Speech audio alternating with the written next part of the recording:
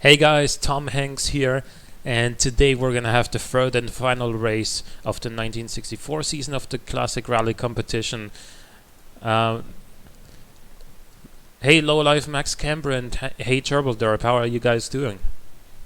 Anyone else excited for the final race?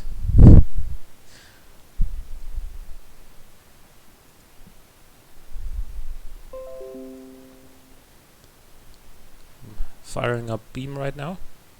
Always takes a second to show up on stream.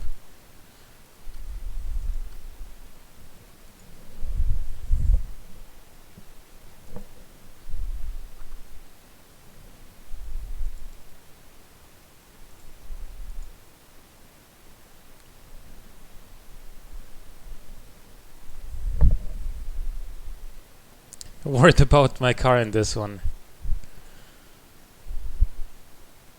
I'm not used to this track anymore, so I'm a little bit... I'm gonna warm up again as always. I'm gonna choose this car, of course. Yeah, so... By the way, when I was still used to both this car and also this track, I was doing really well with this car here, because the reference point I had obviously was the fastest time of the previous season. So the fastest time of the 1957 competition was a 7-minute 2-second time, and then with this car I managed with my best attempt a 6:25, and I'm gonna show you why that is in just a moment once this once Beam decides to load.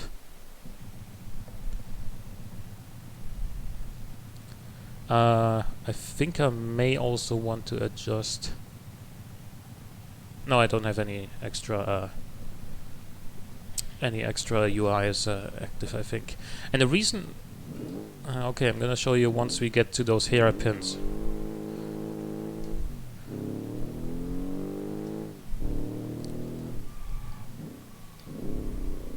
Wait, why is this... holy crap. Did I change the brake balance on this? Or am I just not...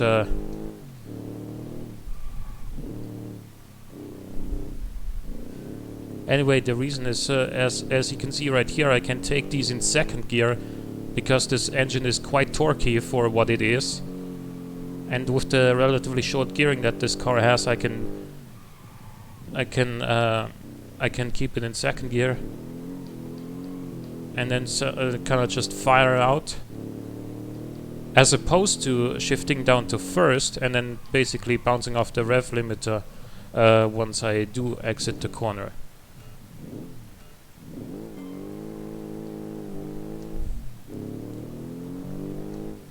Yes, the rules for the next season are going to be coming out later today at 8 p.m. Central European Standard Time, which is in almost 2 hours.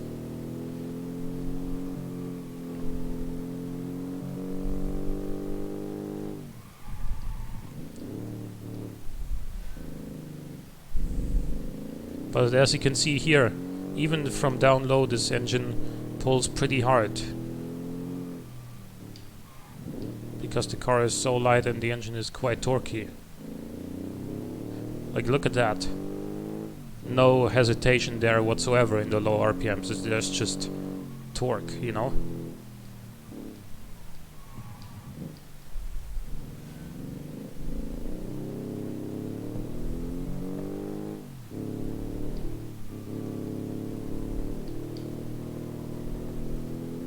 Yeah, good gearing is super important. Like, it's not necessarily like...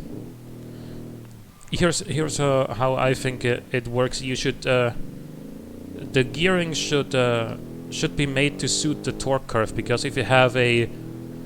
for example, if you have a very peaky engine, then you want close gear ratios, so you can keep it in the power band more reliably. Whereas if you have if you have an engine with wide torque band, you can usually afford having longer gearing, because it could just pull through it.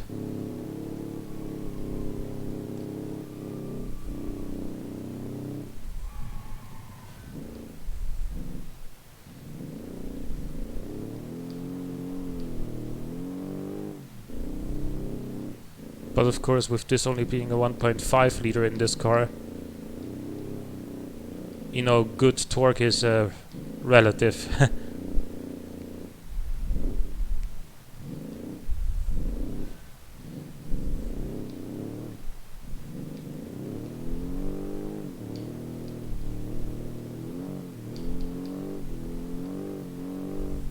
I think since I did my 625 with this car here, I changed something about the tires, I think, in particular. Because I wanted to make it more competitive in Utah as well. Oh man, yeah, and now it doesn't work very well here anymore. Hey Lada fan, how's it going?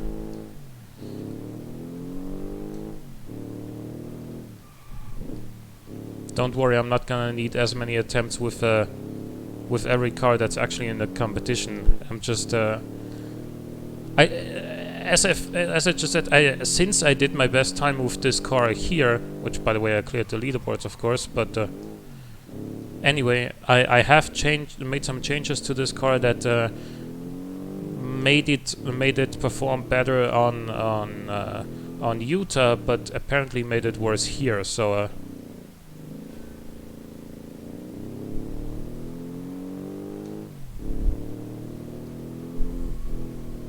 So I don't know if we're gonna see the 625 or even 630 this time.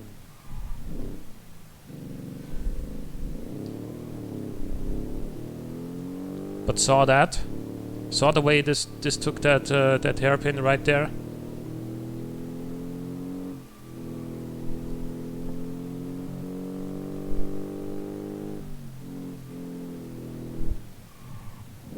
Hey Timo is love, how's it going?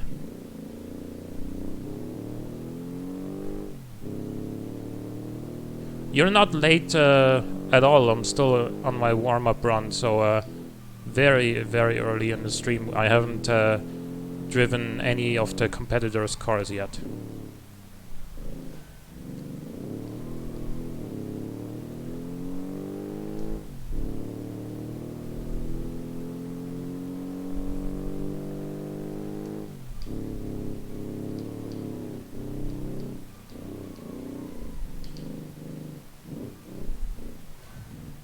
Bit sketchy.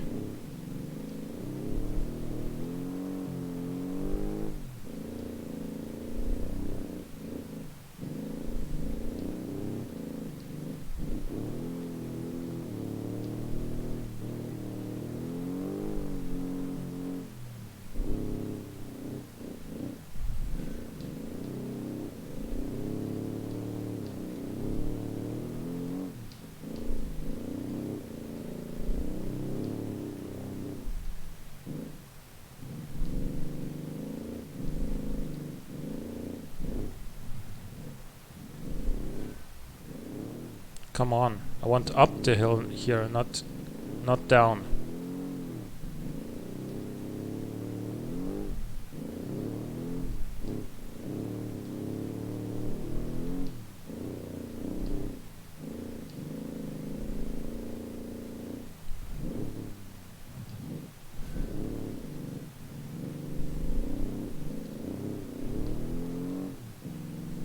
So drifting deliberately.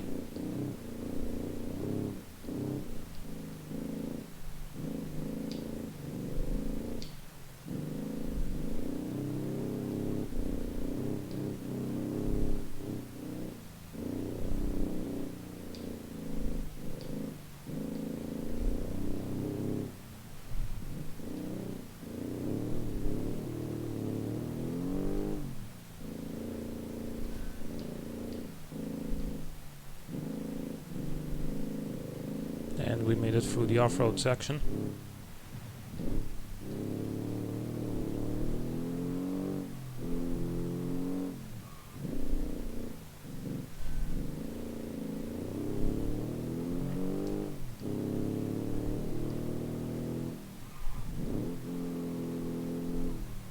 I don't know what that means.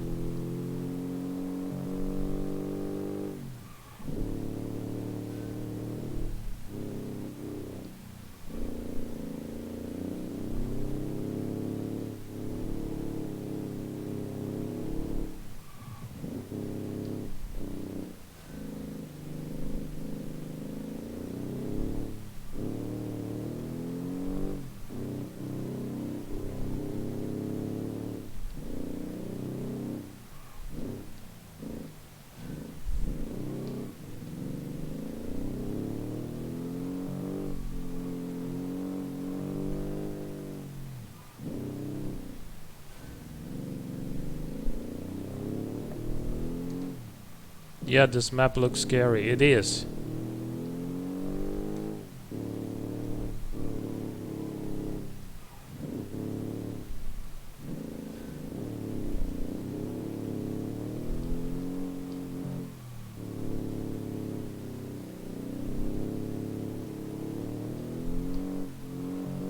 But I think we're past the worst part.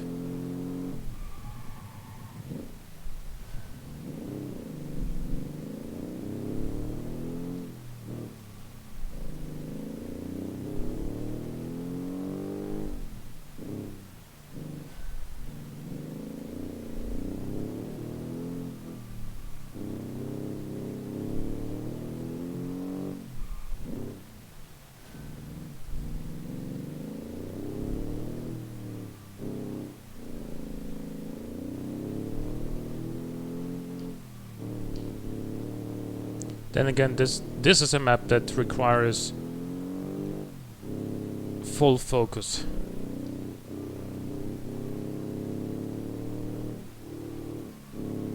Even here.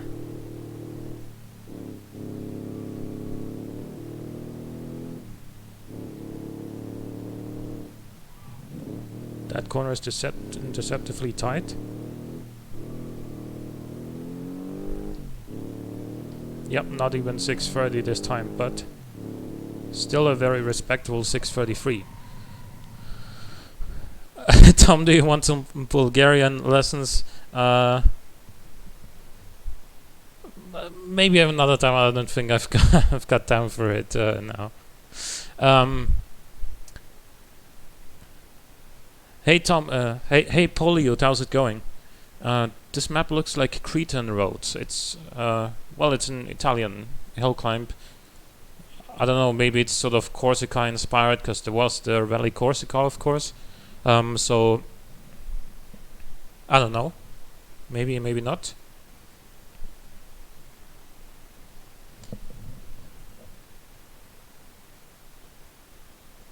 Yep.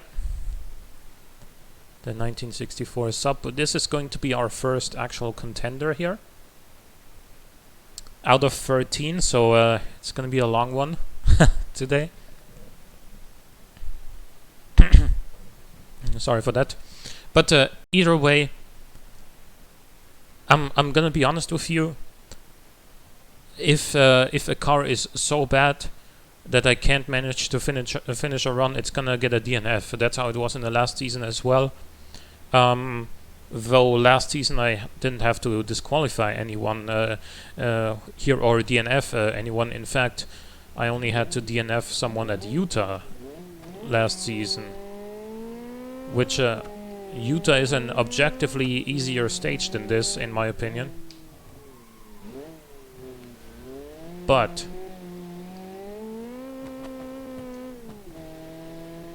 still, Utah, you know, still is.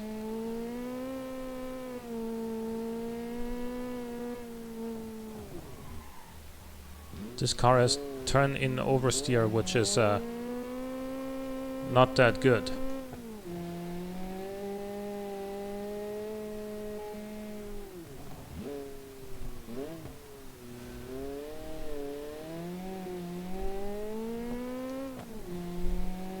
And so this might be a very, very scary off-road. Like in the off-road part of Italy.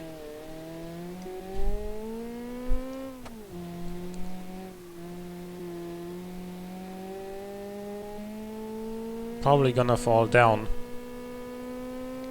more than once.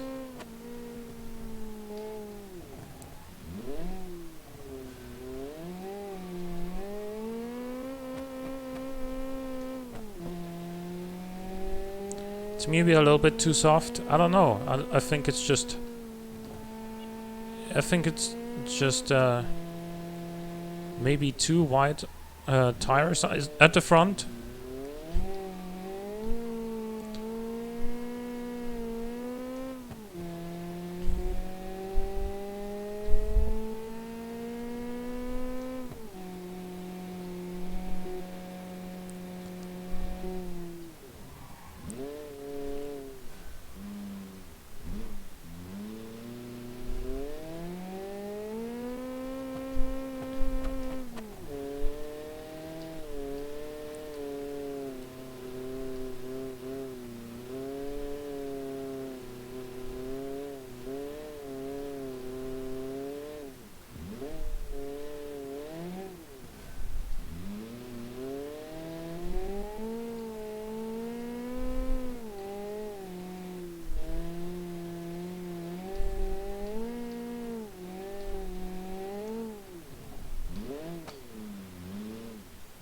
Oh, come on. I was able to control it somewhat. But here off-road, this thing is just a freaking... I don't know if you guys can tell on the stream, but off-road, this thing is just suboptimal, let's put it politely. It tries to turn in oversteer. It already did that on tarmac as well. But then also because it's that's gonna hurt because it's obviously a river drive. It can't put the power down either.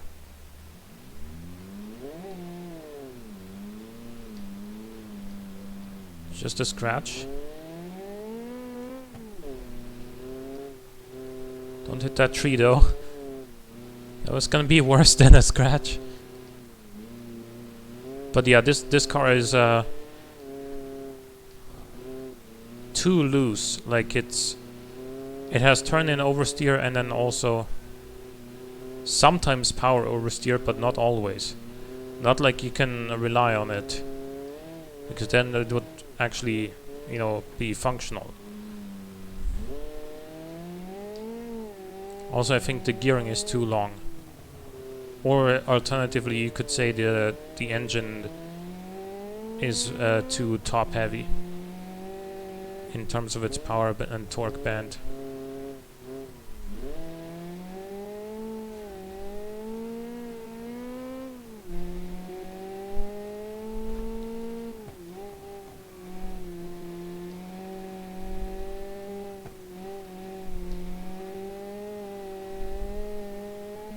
Car is pulling to the left slightly.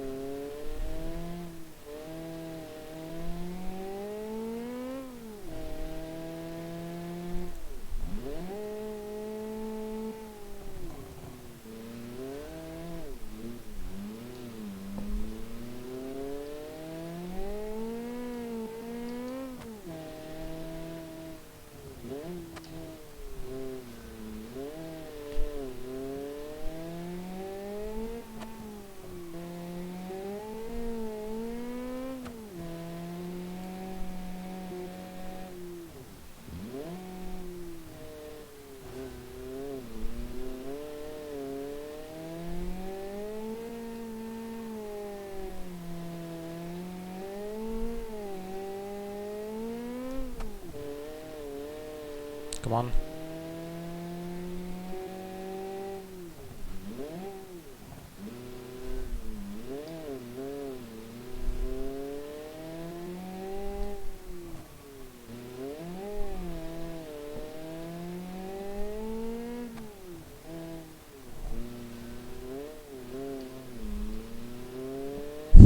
This but a scratch. I mean, it's a little bit more than a scratch because the car is pulling slightly to the left, but it's still manageable.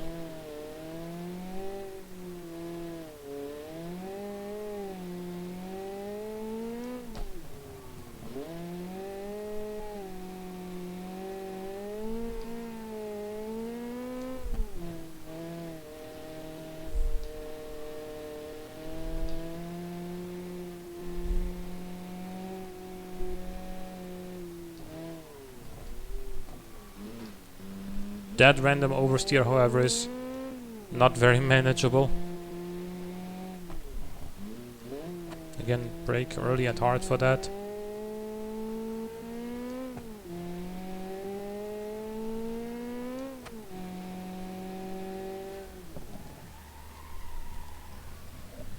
You were wrong with that prediction there, thankfully. Otherwise, this would have gotten a DNF, because I'm not doing this run again with this car. I'm sorry, but we have the Ladybug up next. So this is a car that I think might actually be pretty pretty good over here. Don't jinx it. Yeah. I think the Ladybug could actually do a pretty solid job here, because it's not too different. Apart from being front-wheel drive from my car, but it has a similar amount of power. I think it weighs a few kilograms more, but it is also a very light and nimble car, so it could do well. Could also definitely do better than my car off-road, because well, it's front-wheel drive.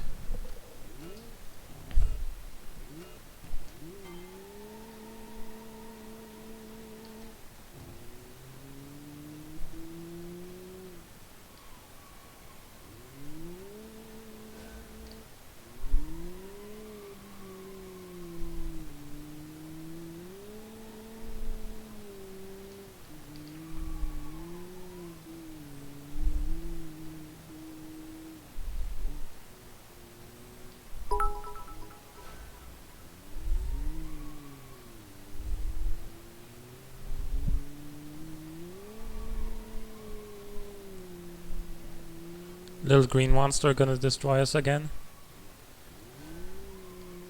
Yeah, let's see.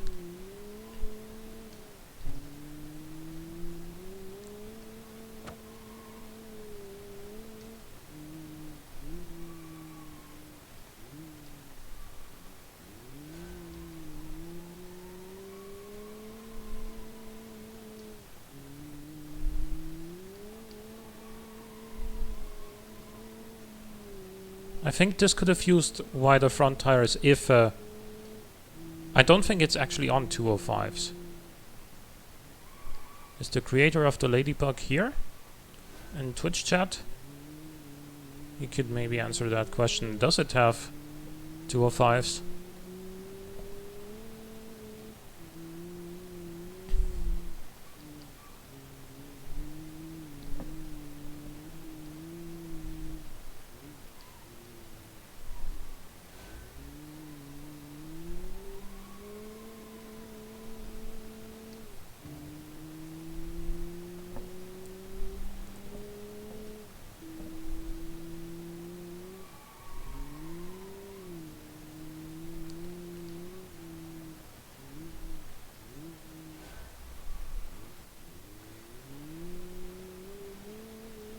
Looks like it's a little bit behind the pace of my car, though. At least so far, but I think it can make up some ground here.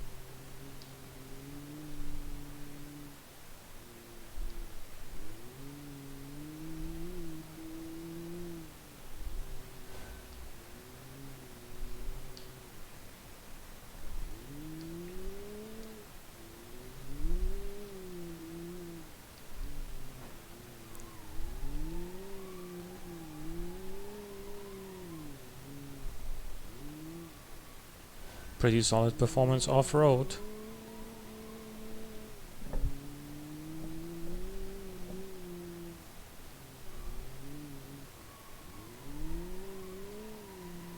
I mean, I'm sorry I'm not talking very much, but this is a difficult track. You gotta You gotta bear with me.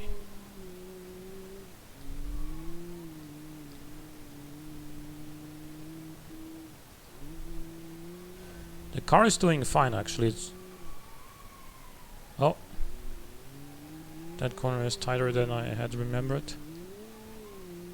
But I didn't crash, so we're good.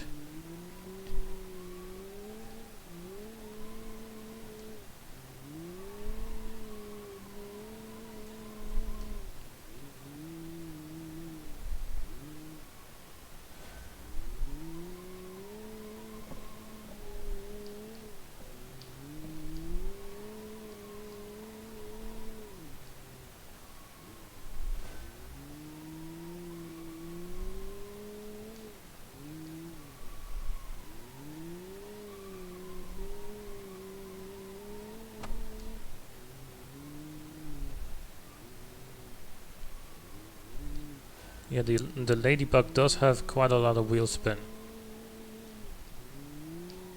I think wider front tires, if available, would have probably solved that issue. And then I think we would have a pretty solid performer here, because power to weight is actually not bad, but if it can't put the power to the ground most of the time because it's got too skinny front tires, then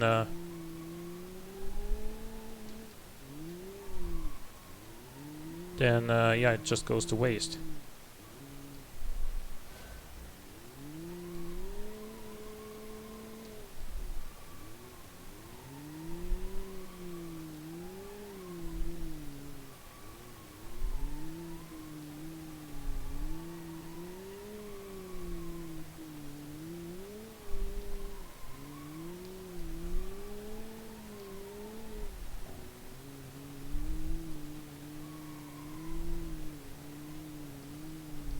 Send it. And send it. Brake.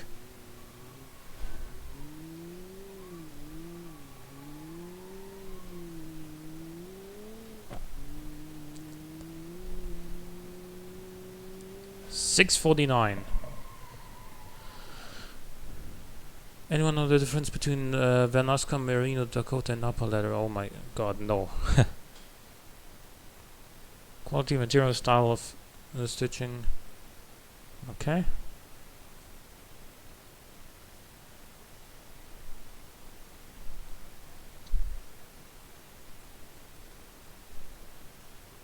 I can't imagine talking and trying to set a time. Yeah.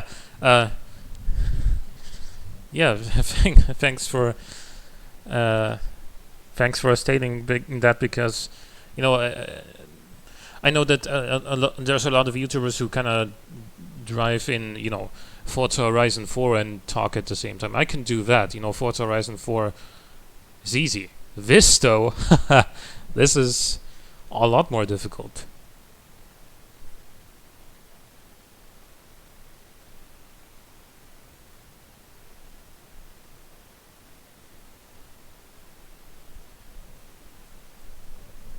Because obviously we don't have, like, the big deal here is we don't have ABS, and so under braking, especially off-road, anything can happen. And if the brakes do lock up here, you can just fall off a cliff and die, you know. So I gotta focus at all times. The armor is expected to do pretty well here. Hey Sakurai, how's it going? Is someone raiding me right now? Didn't even get a notification, but thanks for the raid. Hey Mizunki, how's it going?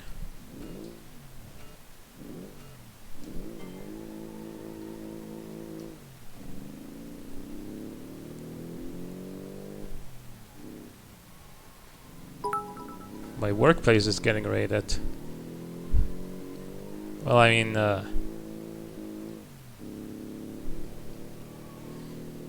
did you bring some ladies as well?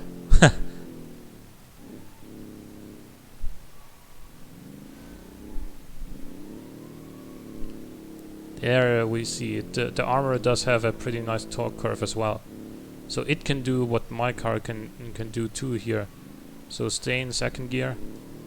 Use the torque to fire you out of the corner.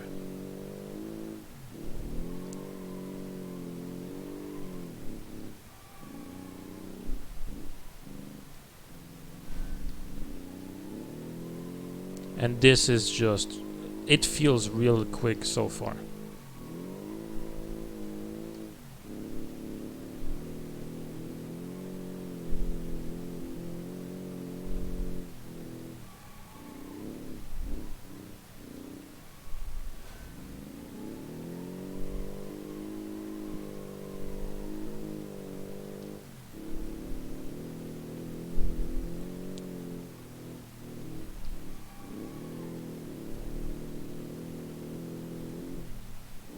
Thank you for the cheer, by the way. So the topic was leather. Yeah, I gathered that much.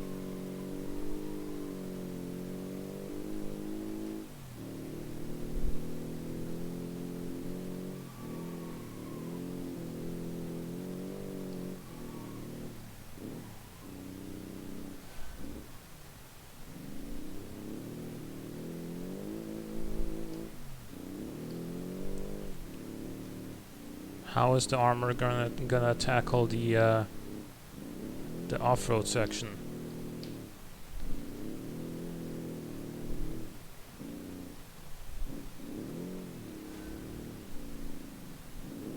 Bit of understeer on the way out there, but to be somewhat expected from a front-wheel drive car. But it meant I had to back off the throttle a little bit. Use the handbrake there. And there.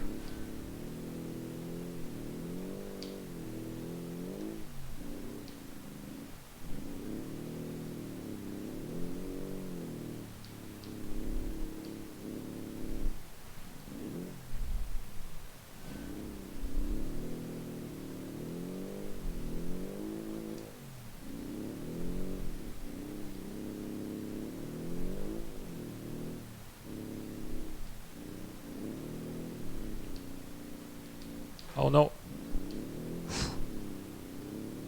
Avoided disaster, barely.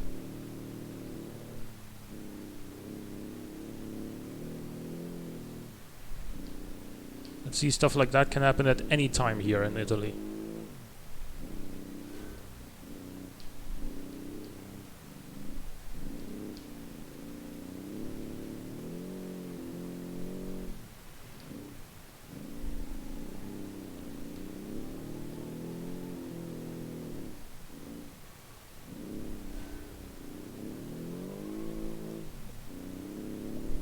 Little dramatic moment there. We're good though.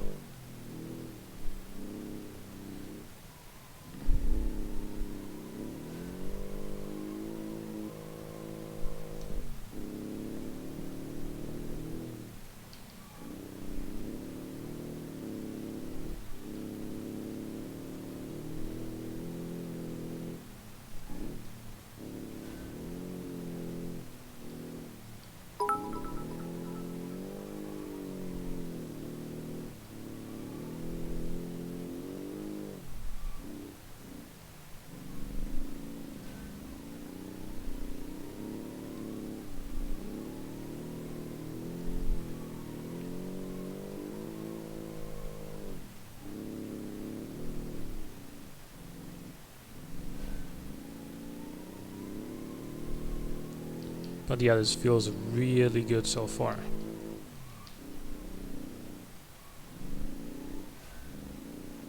I think out of the cars that went so far, this is probably going to be the quickest, including my car.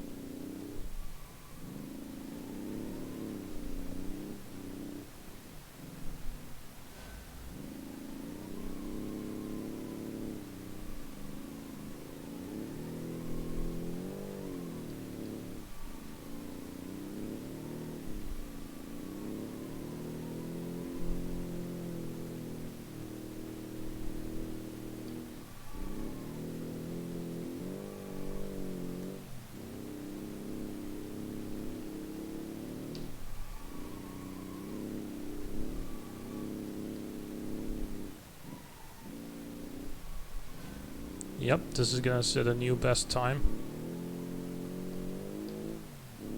Can the armor win on Italy twice? Because it did win the 57 season, or the Armor and Motors car in the 57 season did win the race here. So can I guess it's a creator repeat the victory?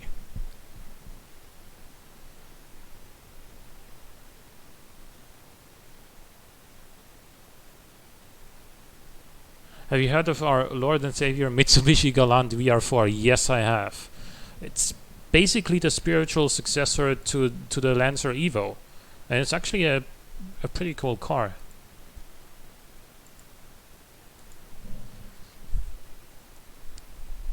When do geared limited slip diff become available in automation? I think it's actually in 1970 or so. It's pretty early, earlier than you may think.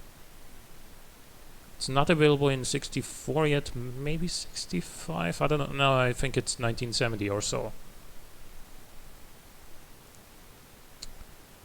Then the Lancer outlived it, yeah, of course.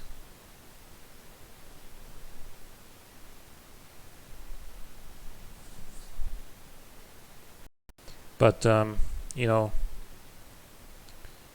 R.I.P. to Mitsubishi Lancer. I'm still pretty sad that they are no longer in production.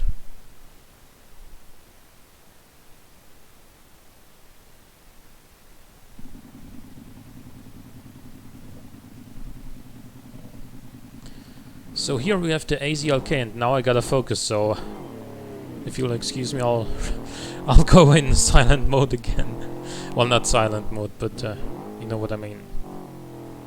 I'll mostly shut up now. Shut up and drive, like a 2009 Rihanna song.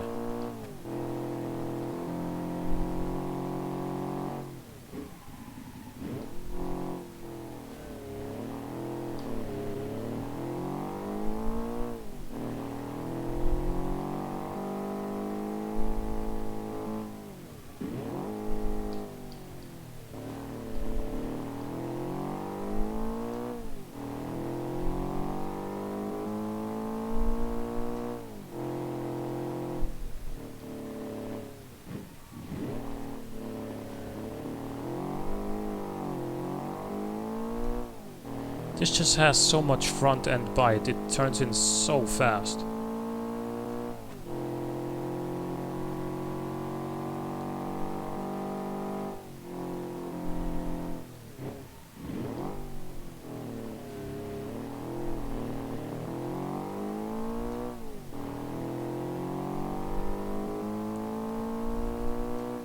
That's some fat ass you've got there, yeah.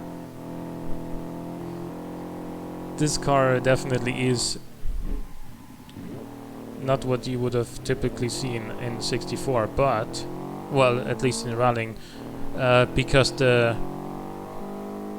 Alpine A110, the original one, not the modern remake, I think that came out a little bit later.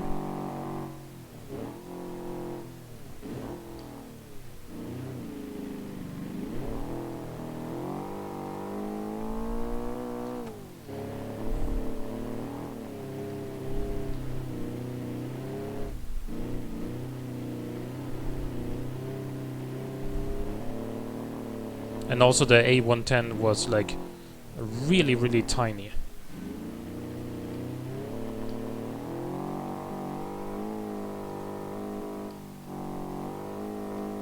Here I really gotta be careful because this car is...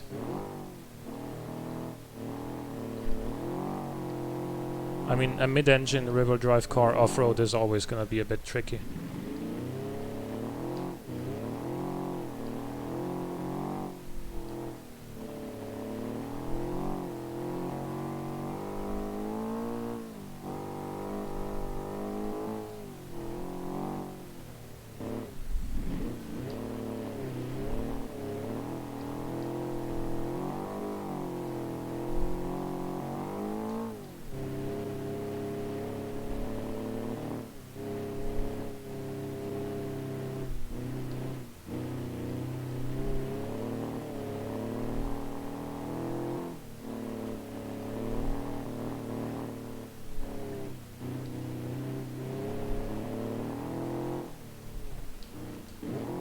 being really careful here because the car is so wide and the path is so narrow.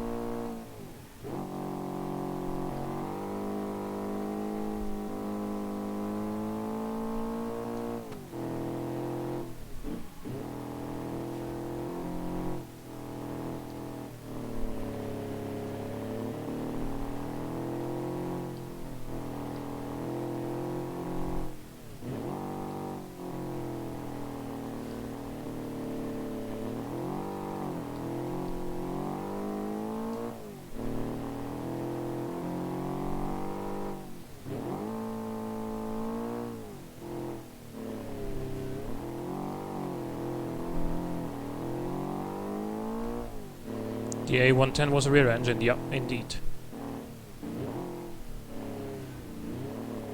And he did, of course, also have the Porsche 356 compete in like the 50s, I think.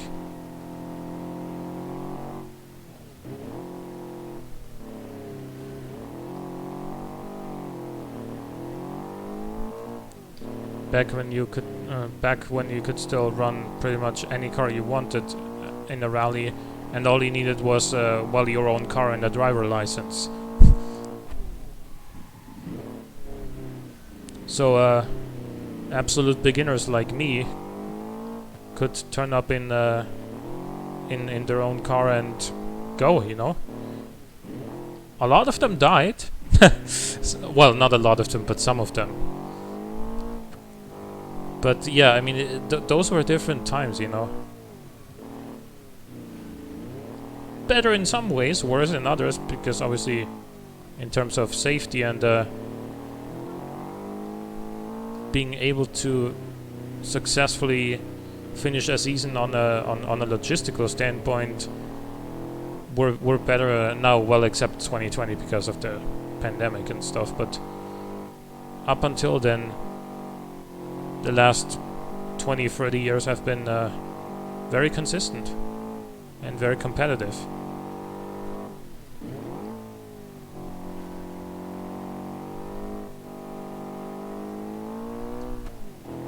So let's see what this car can do. Oh, it's gonna be a new top time, 6:29. Damn. Actually, no. 6:22. Yeah, so it's actually second place.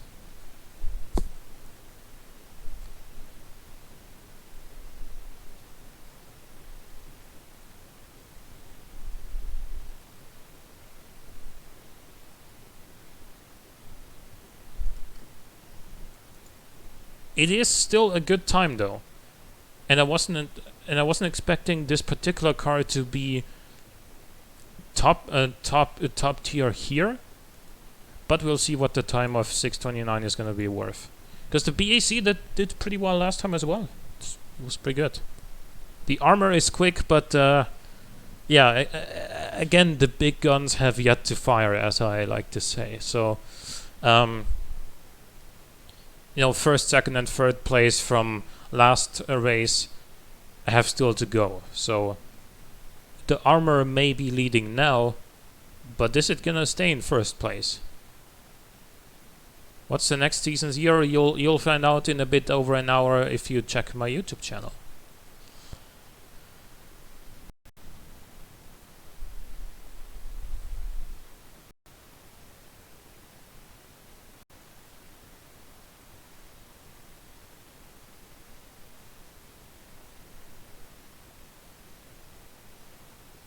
Also, let me do something real quick.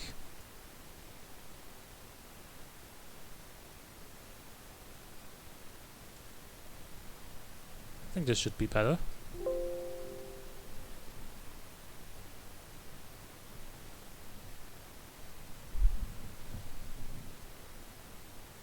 At 8 p.m. Central European Standard Time is when the announcement video goes up.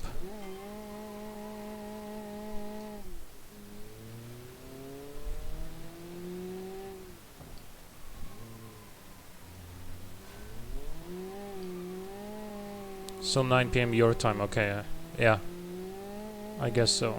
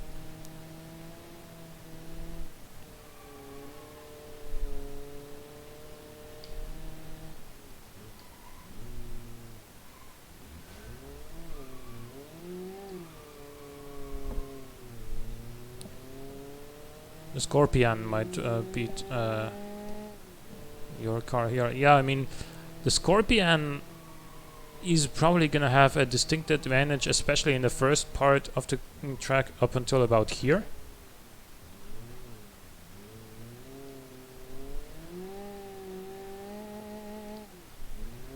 But I think a lot of time lies in how well the car handles this off-road section, because it can make or break your time, I think.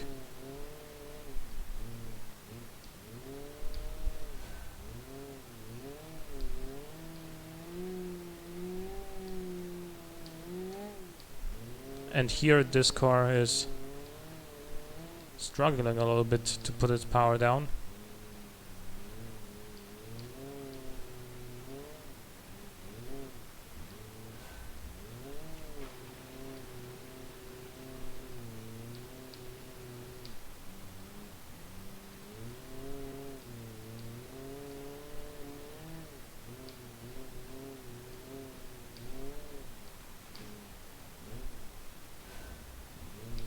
I think the number plate fell off.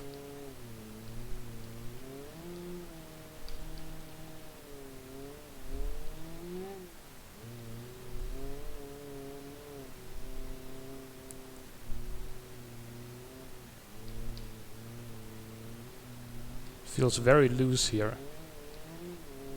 That's why I'm being so careful with it.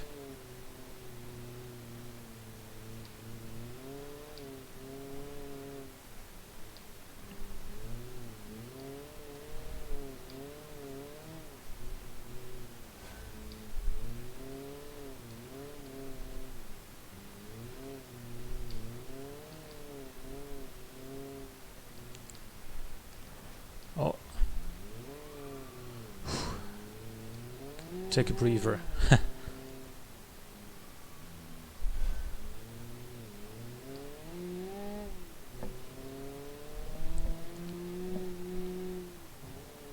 Anything interesting happening while I was gone? Well, we are at the BAC Brigand now. The AZLK came in second place currently, behind the Armor. And this car was a bit tough off-road, but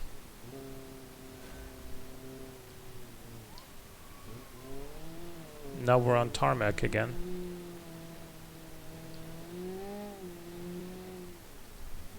And this did finish quite well on Utah, so and that's mostly tarmac, so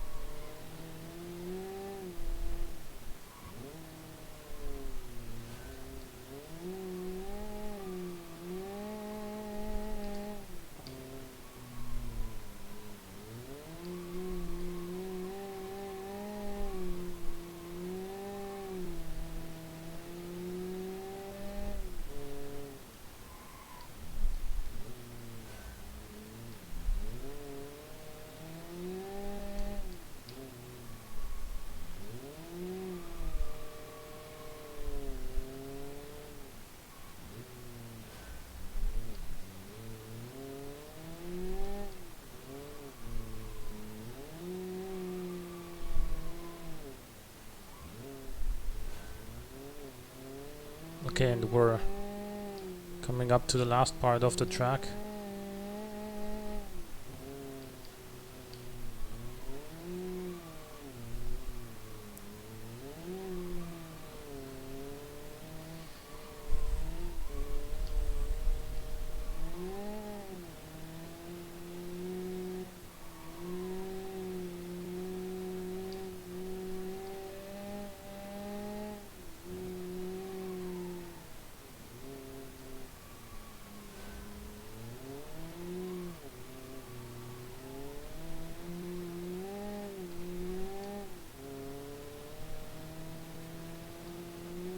There we go, 6:45.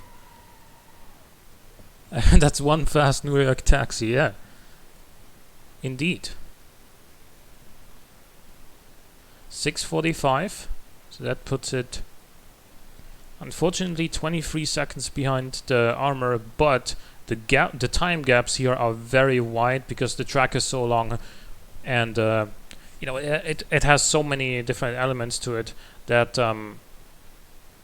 any weakness in the car's balance is gonna mean just a dramatic difference in overall time, and that's why the gaps are usually very wide here between the cars.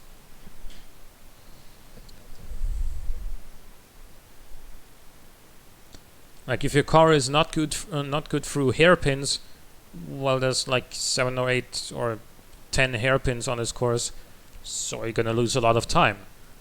If your car is not very good in sort of mid-speed to you know, second to third gear corners, because it starts to understeer there, well, there's quite a few of those on this track as well. You're gonna lose a lot of time. If your car is just missing a few horsepower, well, most of the course is uphill, so you're gonna suffer. You know, so you know what I mean. Any small weakness gets blown out of proportion here because this track is just so long and has so much of everything.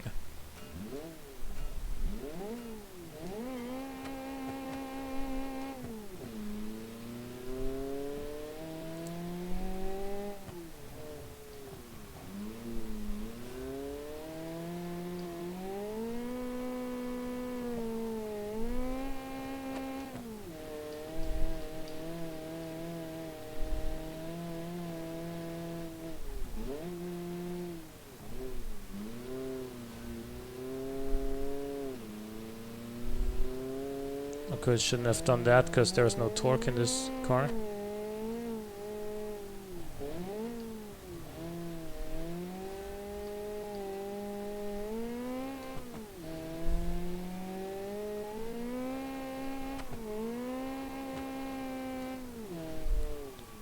Check out that VTEC though. Because like, now we're shifting to second.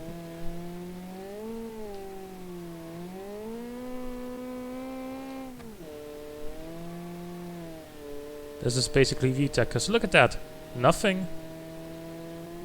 And we can't even get to a power pad, but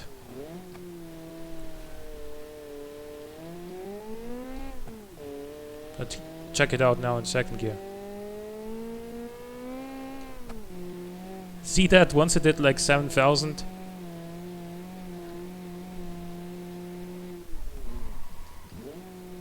The VTEC truck. The V-truck?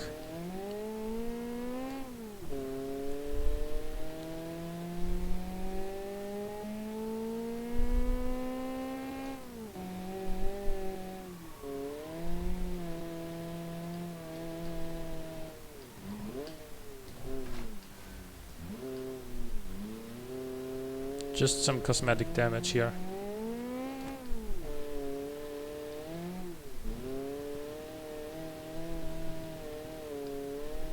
The thing is, this has just really weird brake balance, and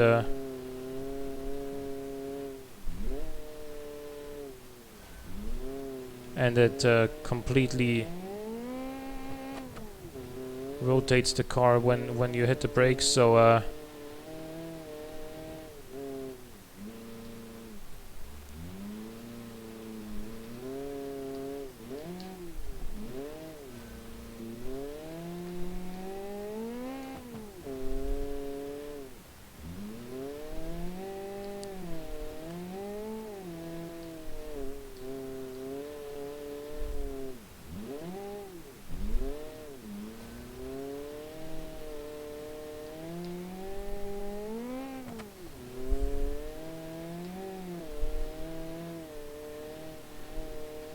See, this, for example, is one of those cars that could have benefited from shoulder gearing because the power band is very narrow.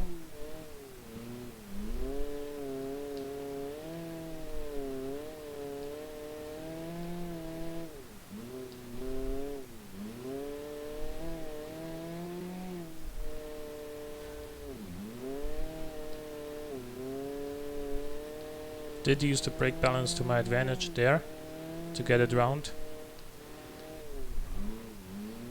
But the brake balance in this upcoming part is gonna be interesting, so is it gonna help or hurt?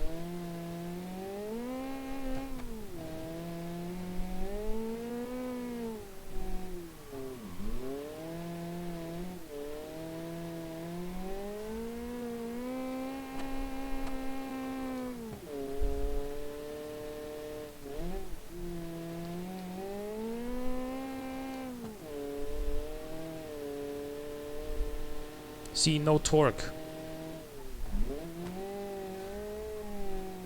You can't just do that, you know, gear a car in such a way that, yeah, you don't get much wheel spin in the first gear, but when you shift right at the red line in second gear, it hit third and then it barely accelerates. That's just no good, you know?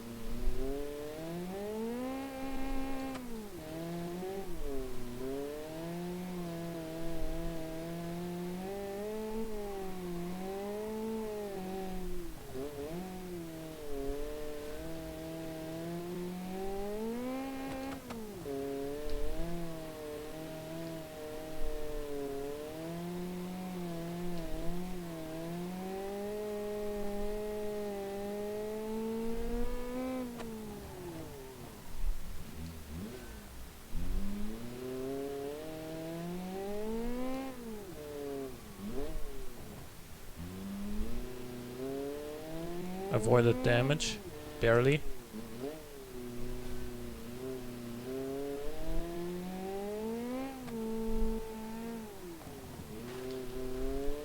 Come on.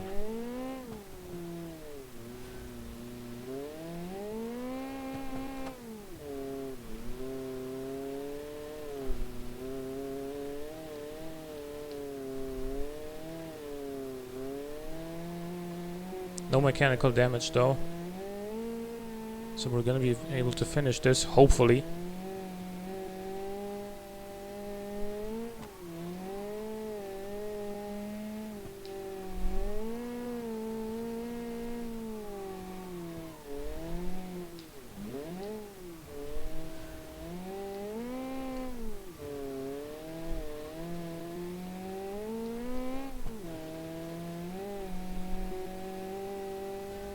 One 633.8.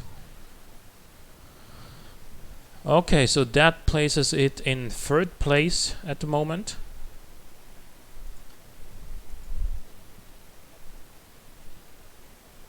Next up, the FFB, and this I think you can grab your drinks, your snacks, your coffee, whatever you have. I think this is gonna be a long one.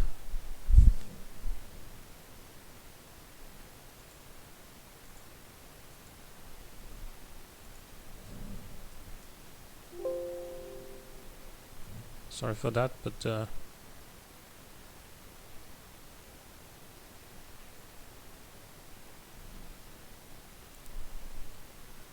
I think third place isn't bad, but how many cars did we have so far? 5 or 6. So it's in the middle so far, but there are still more cars to come.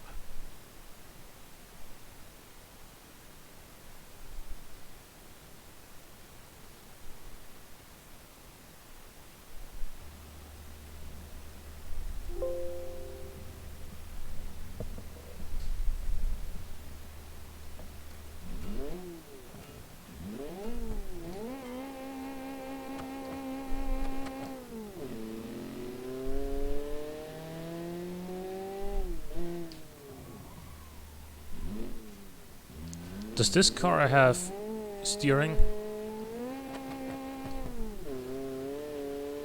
I think I already damaged something, but like, what was that?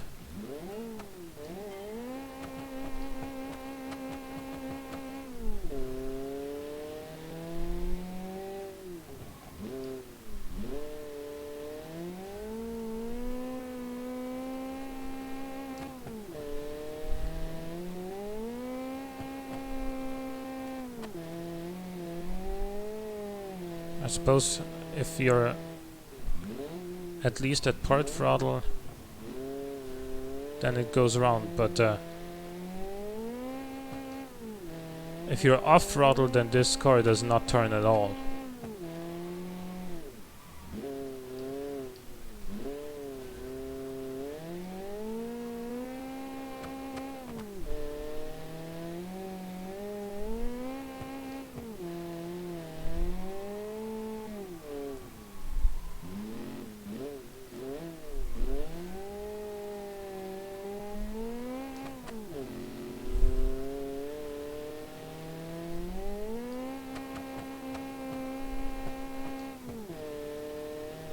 Again, another car that has too long gearing for its torque ratio, or for its torque curve.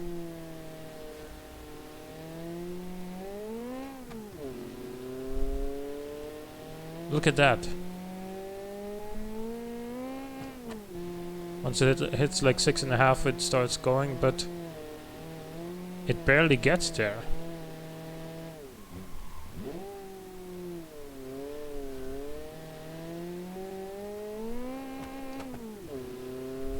See, now it kind of dies, and then now it goes.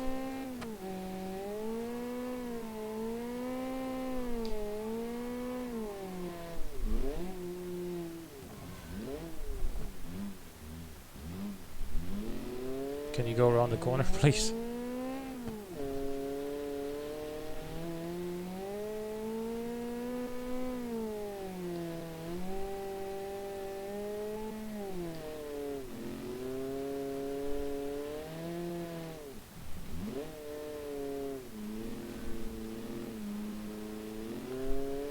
I'm gonna say this doesn't feel particularly fast up until here.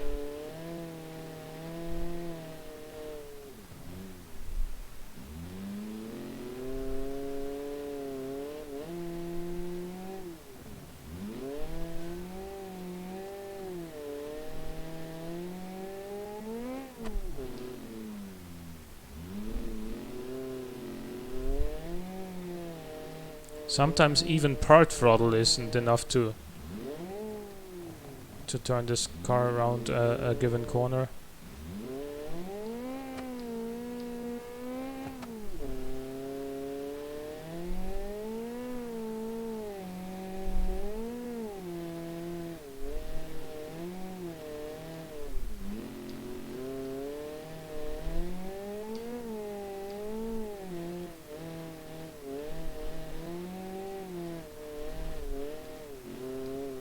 This car also seems more affected by road camber than any of the other cars so far. Not sure why that is, but just something I'm noticing.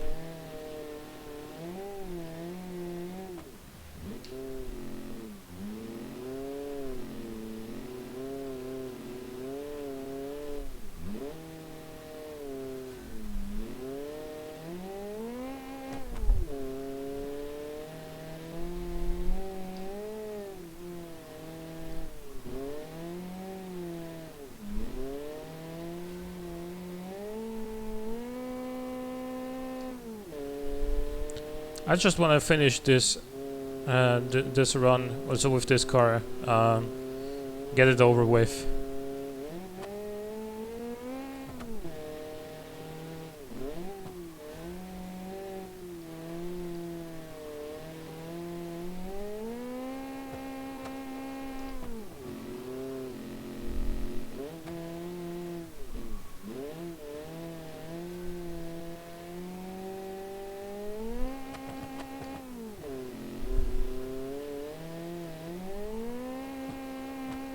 But yeah, this run is gonna take a while.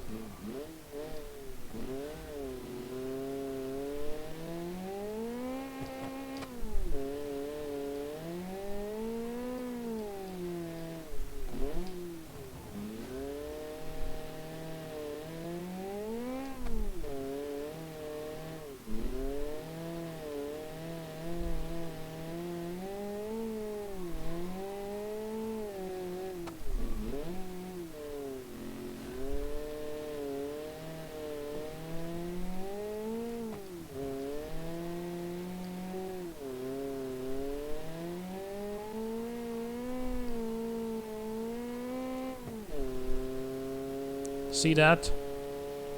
Basically at redline, upshift, fall down, kinda dies, you know?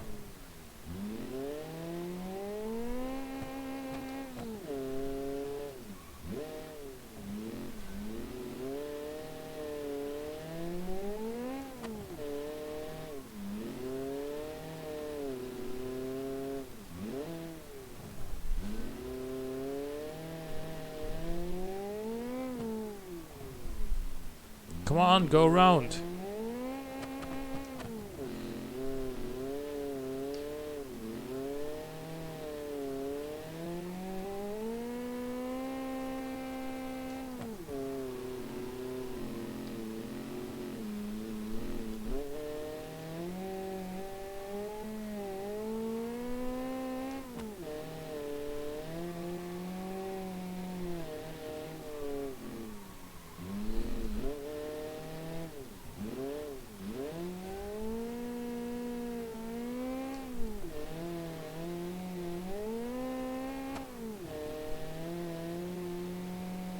Okay, and across the line, 6:57.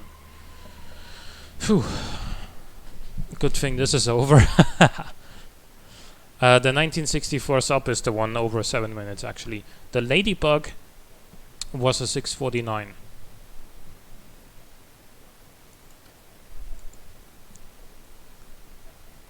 Next up, though, a pretty strong contender on this one, I think. The Scorpion.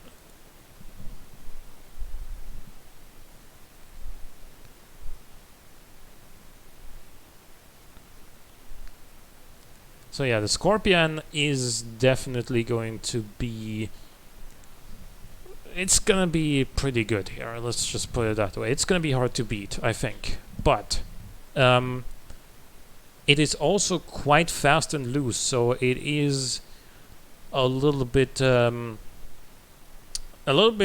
difficult to really control. Compared to the armor, which is just, you know, maybe not quite, maybe it doesn't have as much power, but it is very, very easy to drive and to control the armor. So we'll see what wins here in Italy. Sheer power to weight, or, you know, maybe the drivability.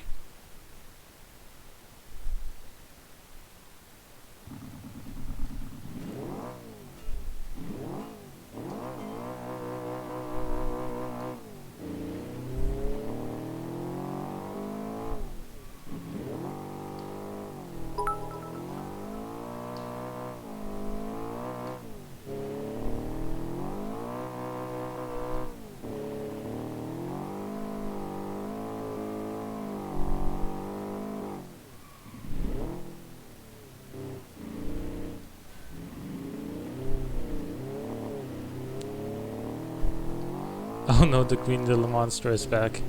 Thank you for the bit, by the way.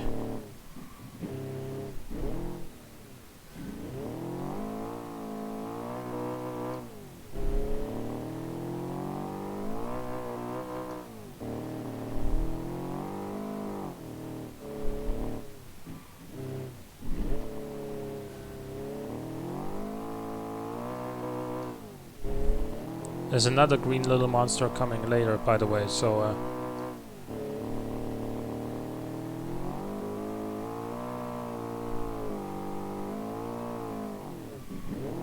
But did you see the acceleration up the hill there? Holy smoke.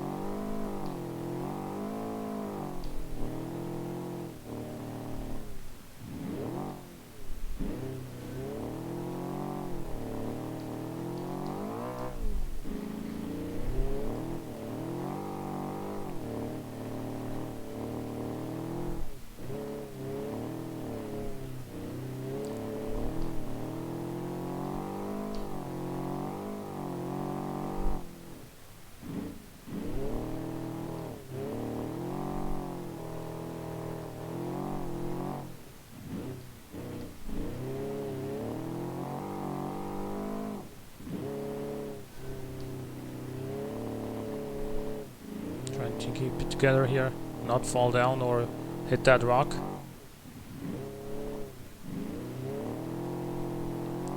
From here, however, is where I think this car's strengths lie. These sort of second gear plus sort of flowing corners, because this just has the insane grip around these corners.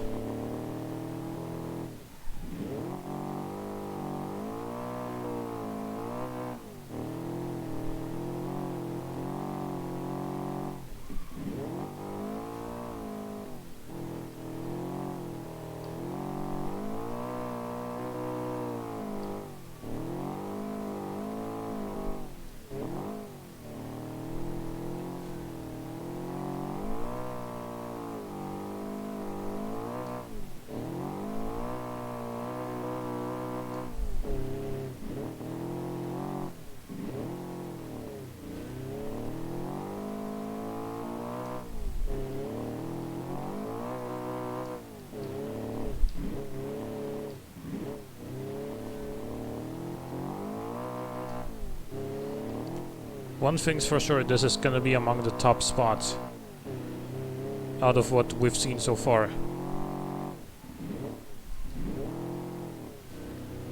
But can it really beat the armor?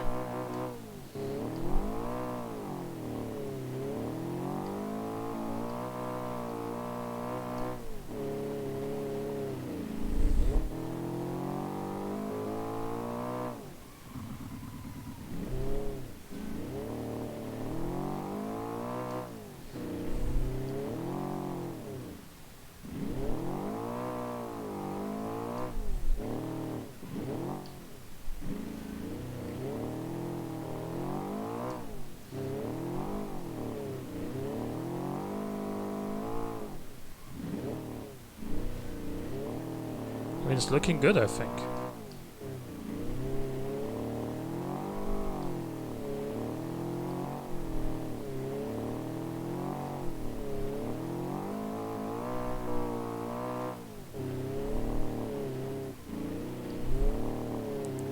And especially here, like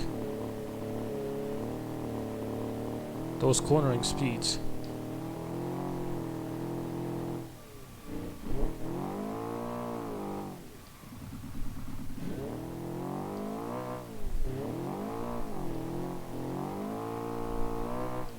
Oh, it's gonna be close. It's gonna be so close. It did it. It just did it. 621.9. 1 second quicker than the armor. Very, very close. Whew. Yeah, but we have a new leader. The Halpin Scorpion. Now next up the HOS Lyra, which didn't do as well in the last race. But we're gonna give it a fair shot. We're gonna give it a try. I'm pretty sure that that the Halpin made up most of that time in like the last minute or so, you know, or even the last 30 seconds before the finish line, because those sort of flowing third gear corners, it just went there. It just went through there flat out at insane speed, because it's also more powerful than the armor. That is, I think, where I think if it weren't for that, it would have been a little bit behind the armor. But you know,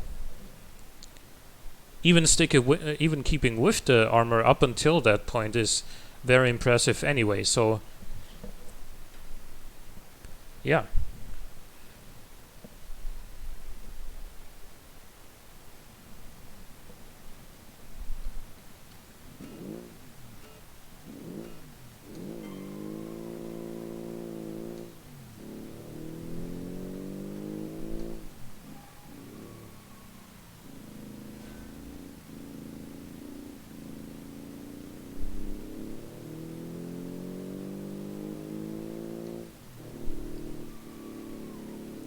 Probably the quietest car in the field.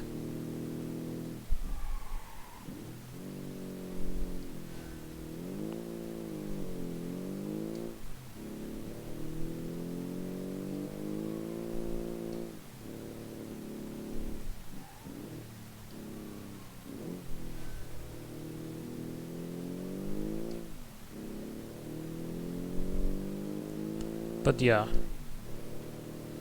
So this car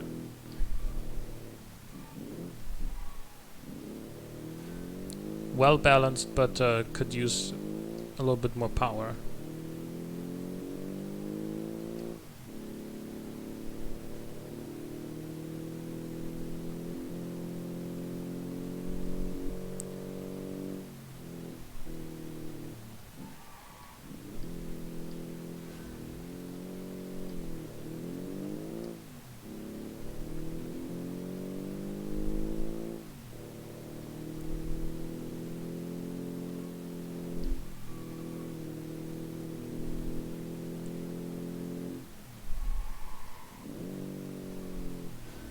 Anyway, guys, do any of you, while we're witnessing this this run, are any of you guys familiar with the YouTube channel called Donut Media?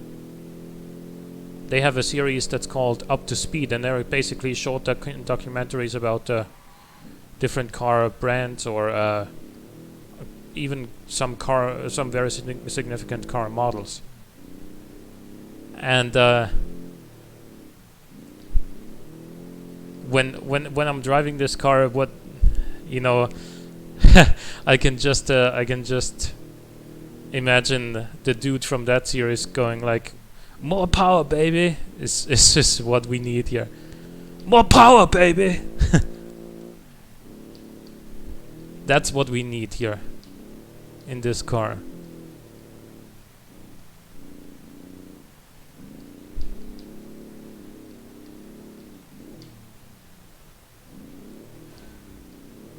Because, tire and suspension tuning seems pretty good. It's just not very fast.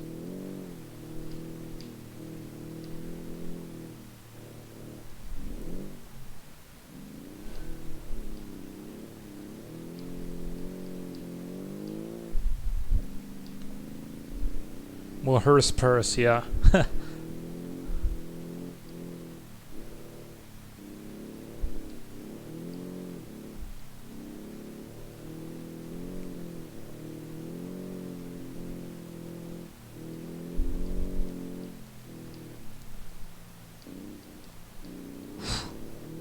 Close to that one, but kept it under control. This car is well balanced. The chassis and suspension can definitely take more power, baby. Now I can't stop saying it.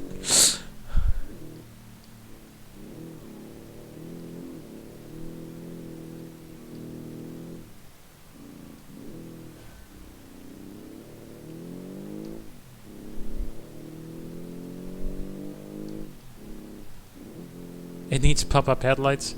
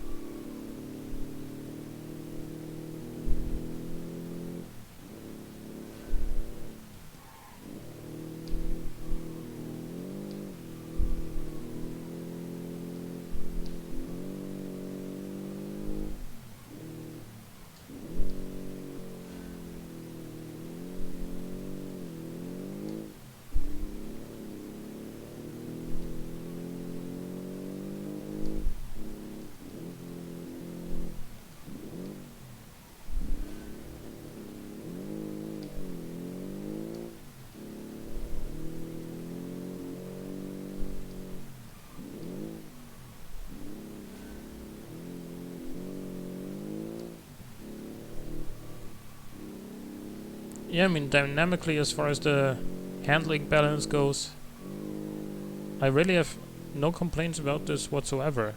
Brake balance is good. Suspension tune is good. Tire choice seems good. It's just a bit slow, that's all.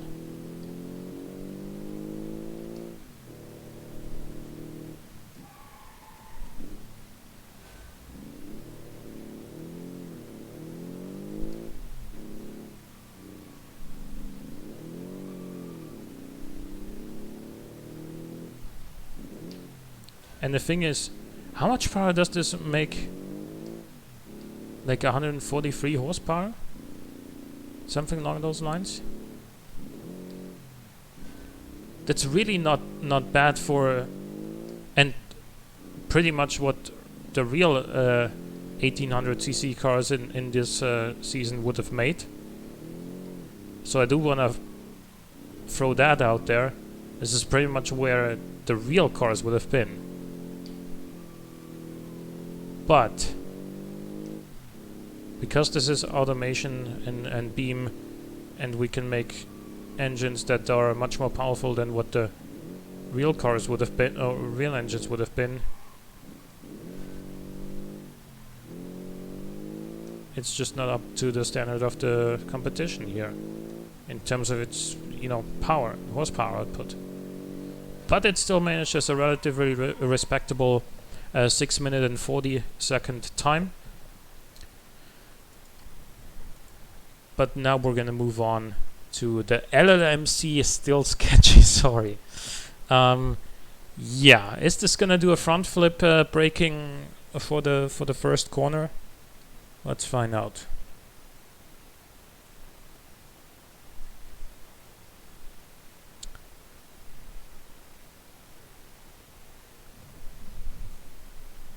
Hoping for second. So you're thinking you're gonna be coming in between the Halpin Scorpion and the Armor. There's only 1 second of a gap between those two. So if it does go between those two, it's gonna be pretty tight, you know. Or do you think you're gonna go into the lead now, but then get beaten by the Lucara?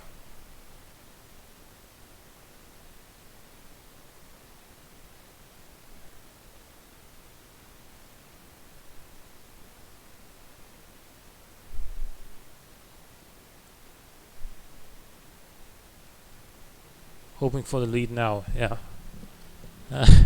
As everyone does, I think.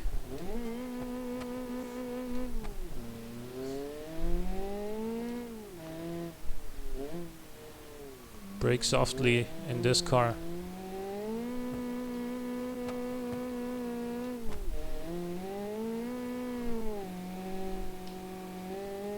By the way, is there a particular reason why you put the brake balance so far front?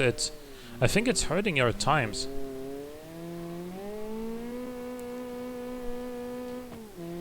I think it's hurting the overall performance of the car, because if it weren't for that, you know, I could brake harder, and that would probably make for a better times overall.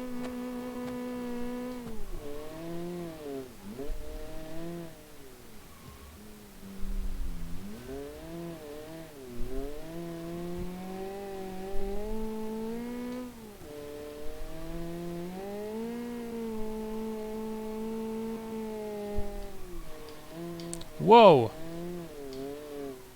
Whoa! What was that? What? This is front wheel drive. It just power oversteered.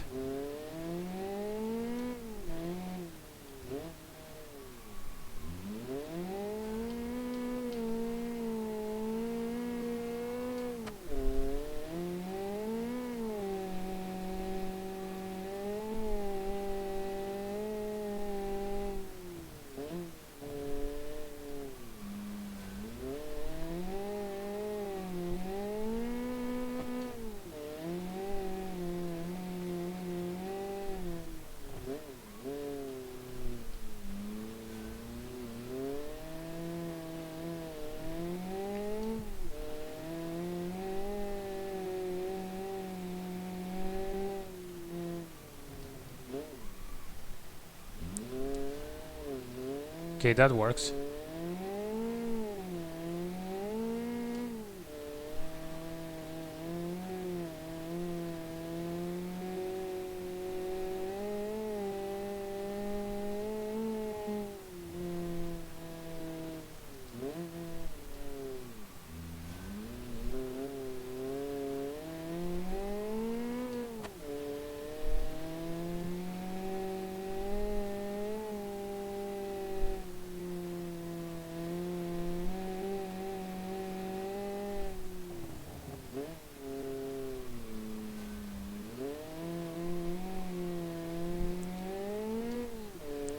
thought there was too much.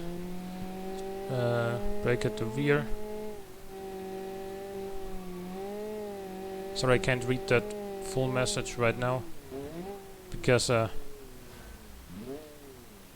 this car is quite a bit quicker than the last one we drove.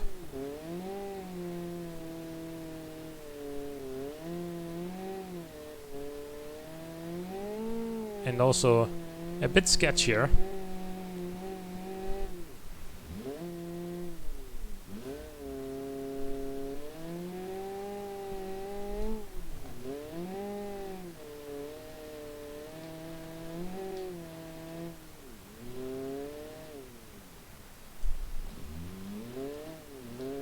Come on now.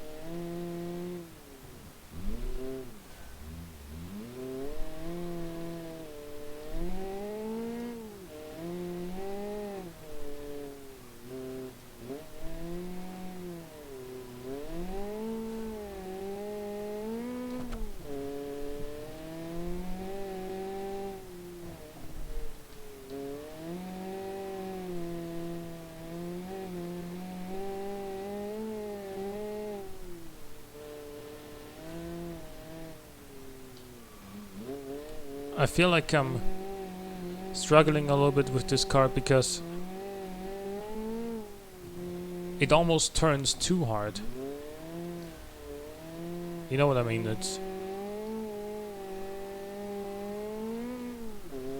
It turns in so hard that it lifts a rear wheel off the ground, and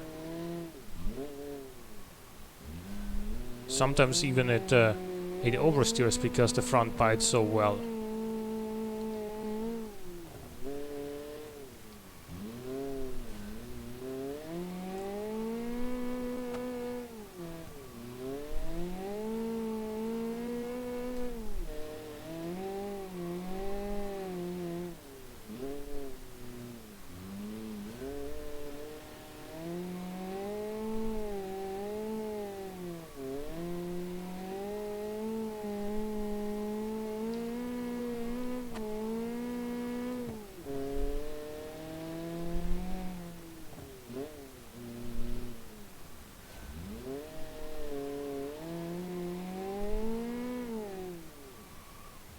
Oh, come on. For the whole course, this car would turn so damn quickly, and then all of a sudden we get to a tight corner and it doesn't turn.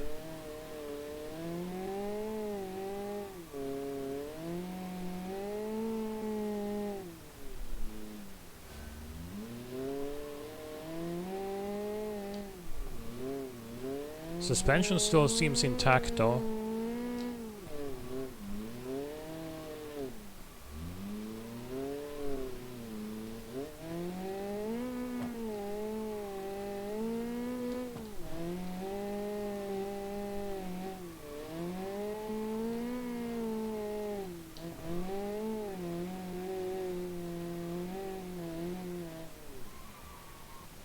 Okay, now the brake balance was off as well.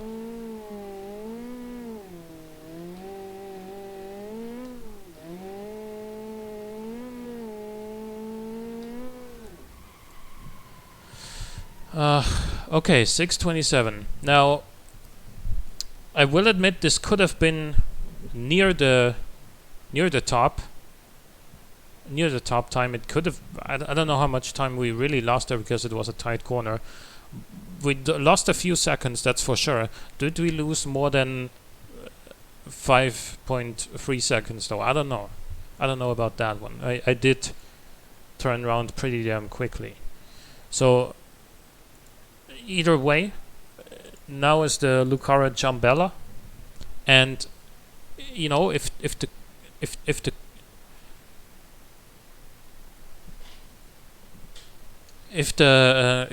car doesn't turn as expected as it did for the rest of the course, all of a sudden it changes, you know, then that may be a reason why it can't win. I would have done exactly the same thing with every other car. It's nothing against you. If the Scorpion did the same thing, I would have reversed as well. If the Armor did the same thing, I would have reversed. If this upcoming car, which won both the first races, if it does the same thing, I'm gonna reverse. So brake balance is an issue. With your car or with the last one? Now I can also read the message. I thought that there was too much brake at the rear, but what was really happening was that it was two-wheeling, so it fishtailed.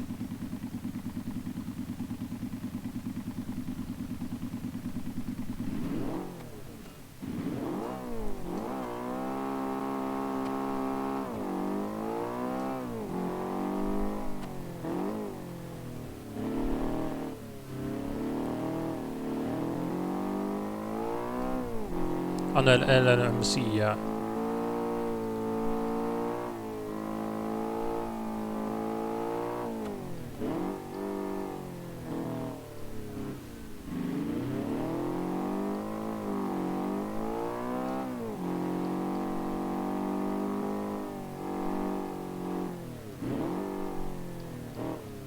Okay.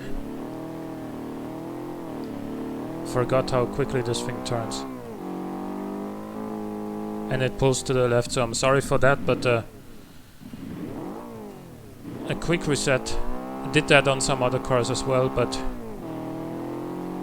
we didn't go very far up until there anyway, so...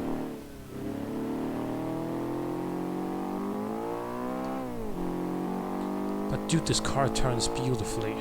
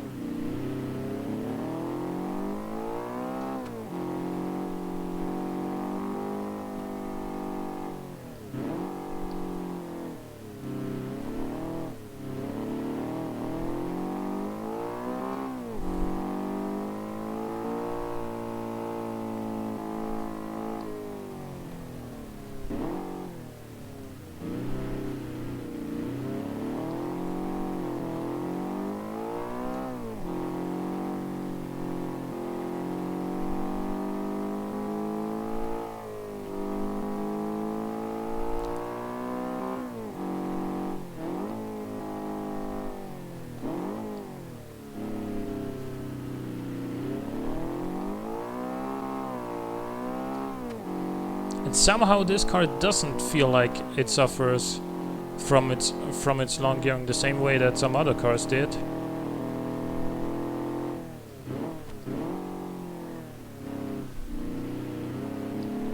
So props to Donutsnail for that engine tune and for the whole car. And to be fair, because this has been consistently the top performer.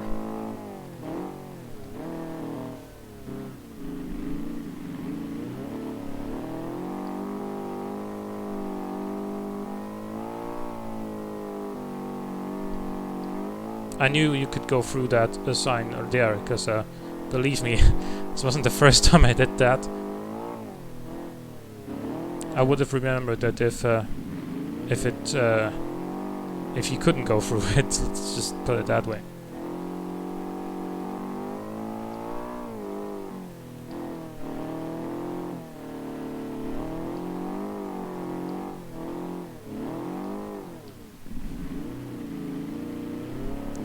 And this car is rear-engined, you say, right?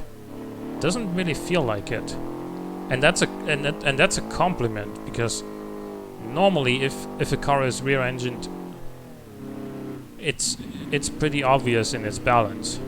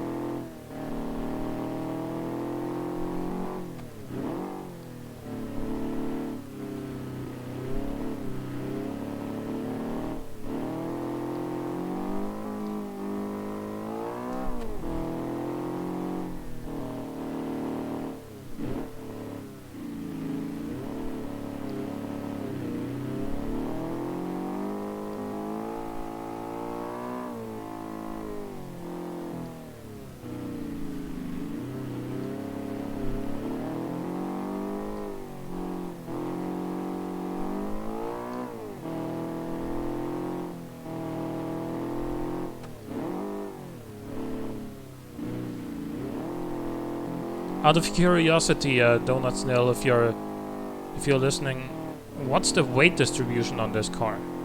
Do you remember? Because fundamentally through the corner it doesn't feel rear-engined, and that's hard to achieve.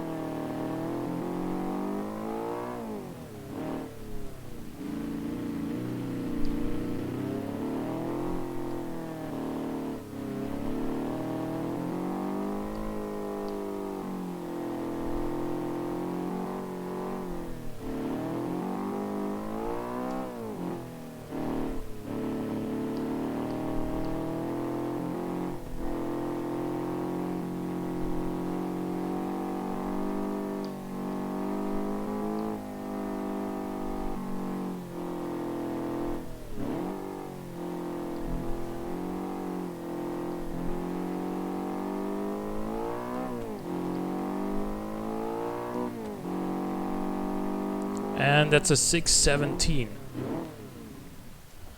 And we have a new leader. Holy crap. So, with all due respect, LLMC, but I don't think you could have beaten that, even without the crash.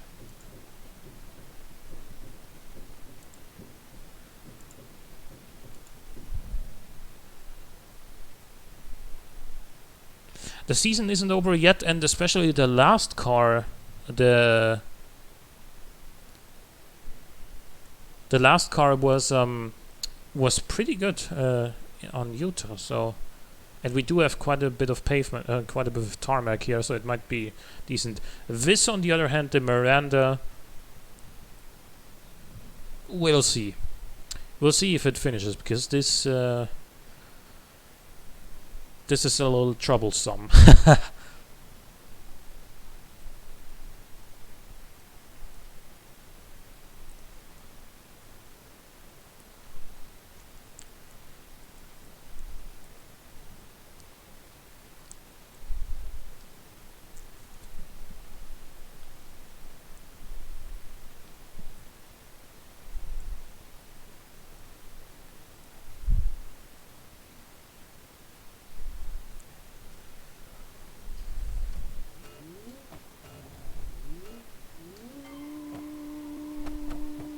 Yeah, look at that.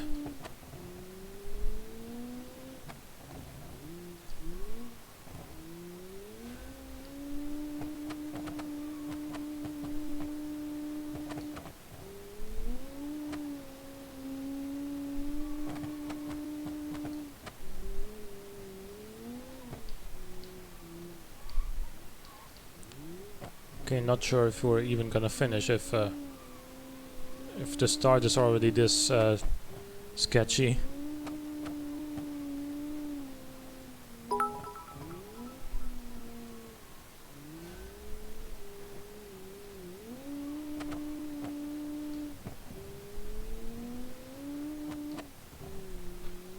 Oh, come on. Last car is mine and over-designed ladder. Okay.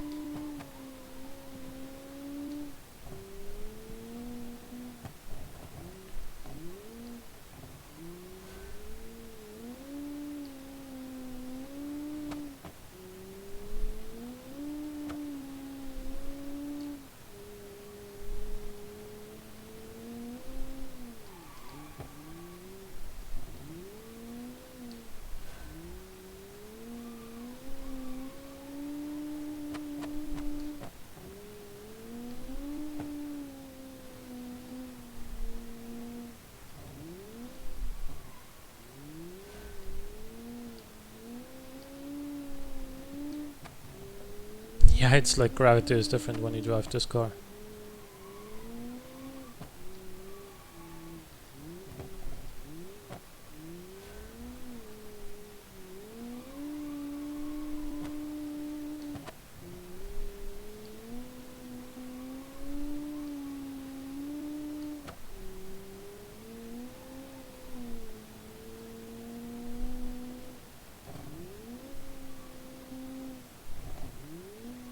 But you know, up the hill, the engine is powerful. It's just that it can't go through corners smoothly. Even despite the fact that it even has a rear wing. Almost lost it there.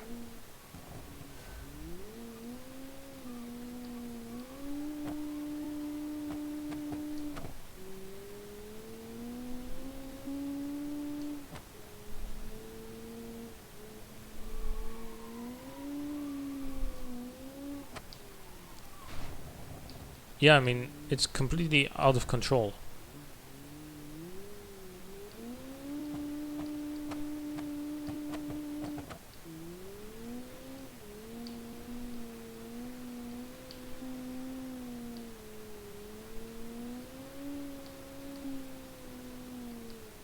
Seems to work off-road though for some reason. To an extent at least.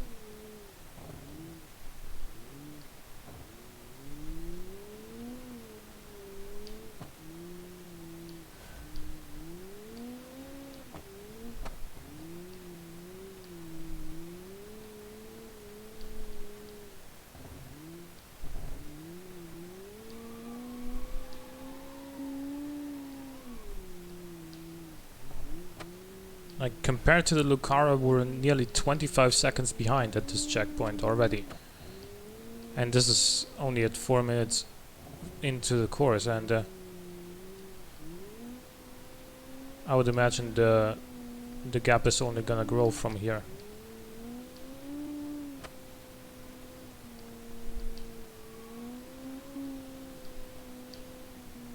Car is pulling to the left.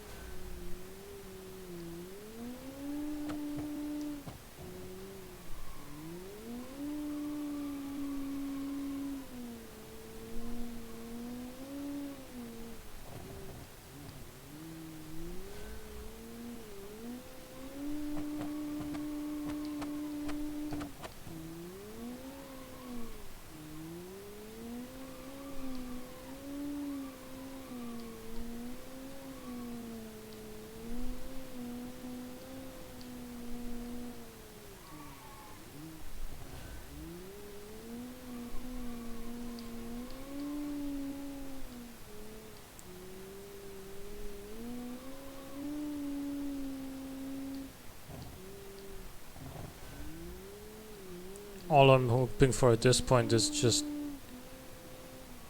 a finish, you know. 609. The Lucaris was almost yeah, now it would have finished.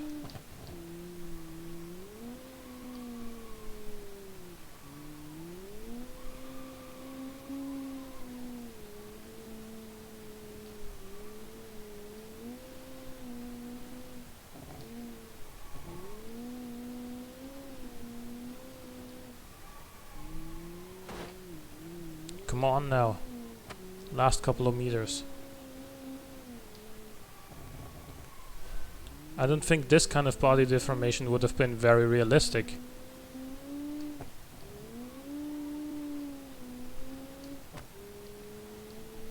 But 658. Not the slowest, actually.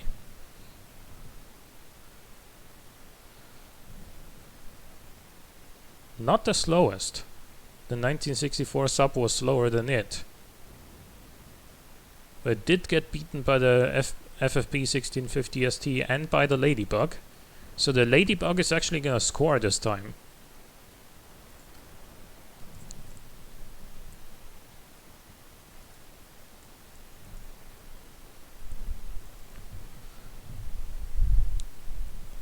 No. The Ladybug was fine. What I noted about the Ladybug is that it could have used slightly wider front tires, but other than that, I think it's fine, you know.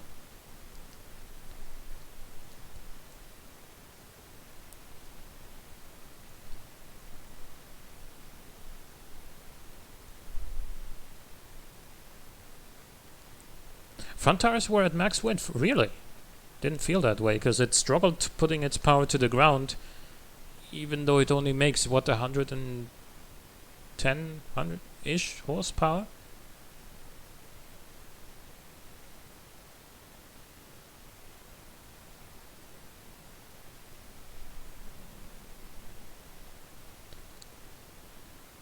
Yeah, 110 horsepower, yeah.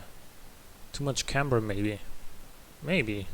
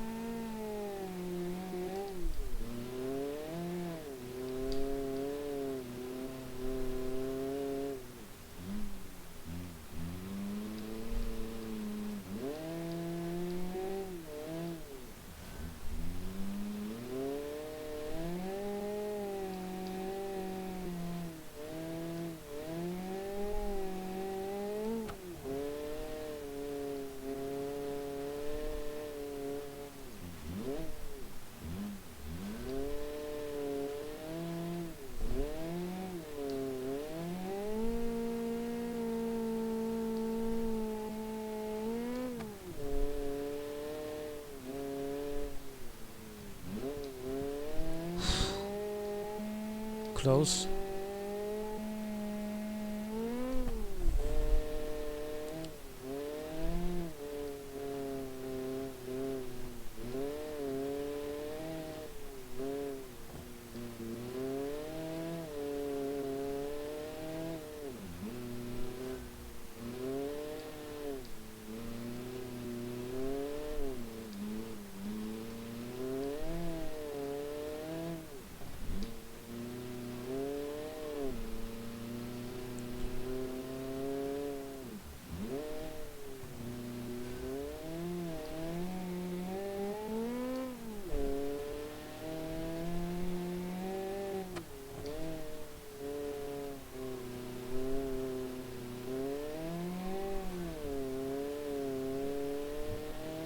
Did I forget to increase the front and rear track width?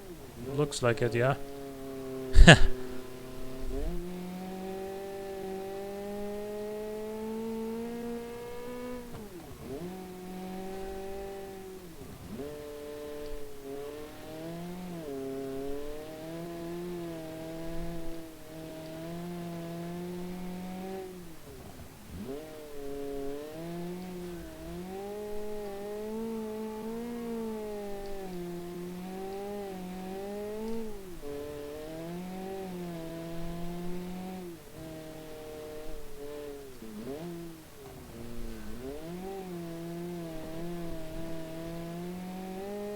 By the way, guys, by this point, the announcement and rules video for the next season, I think, should be live right now. So please still stay tuned for at the very least this car. But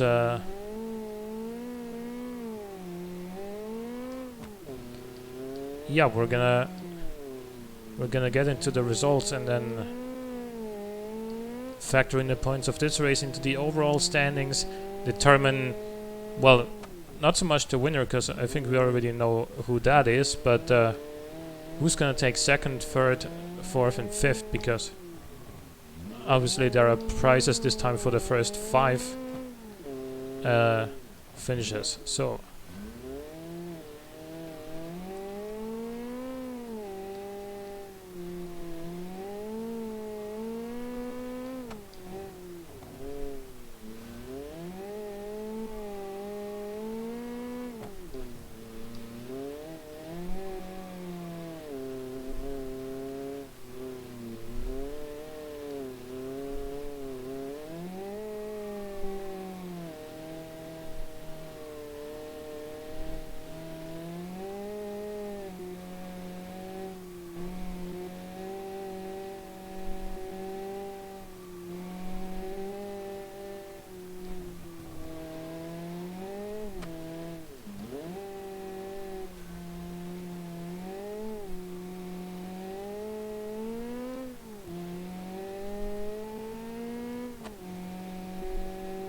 .642.9.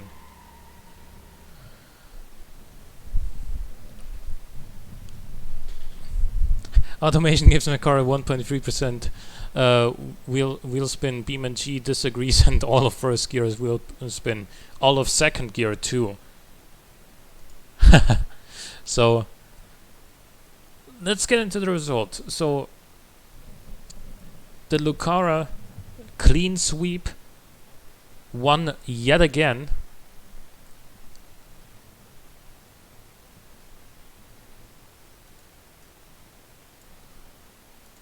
And so this is obviously gonna be the overall winner. Second place this time, the Halpin Scorpion. So another strong finish from this one. So this gives us an overall score of 9, 18, 26.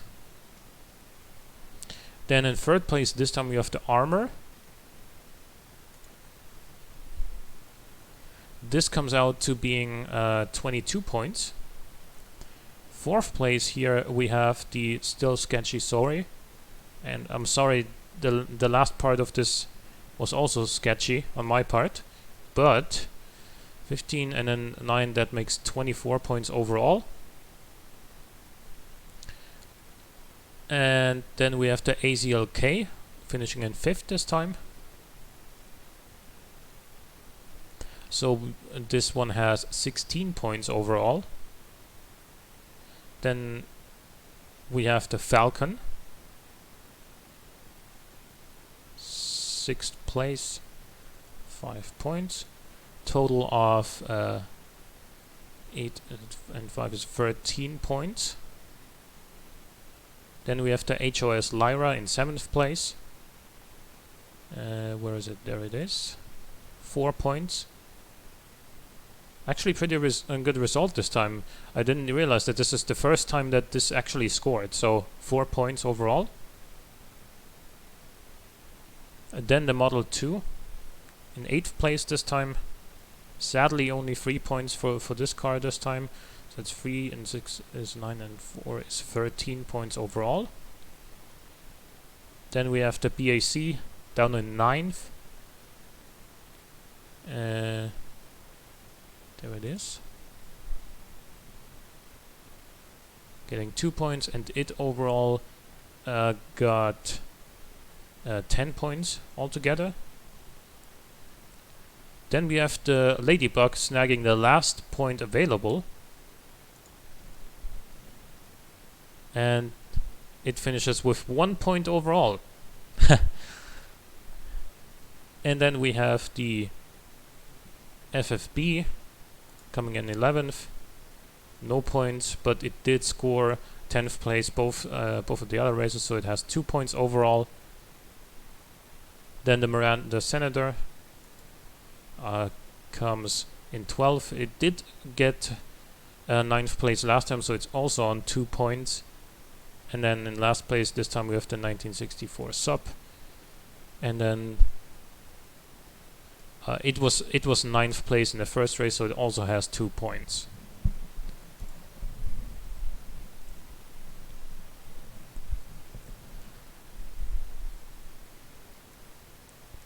Alright, so next season, now that the video's out, I can tell you next season is gonna be 1972. And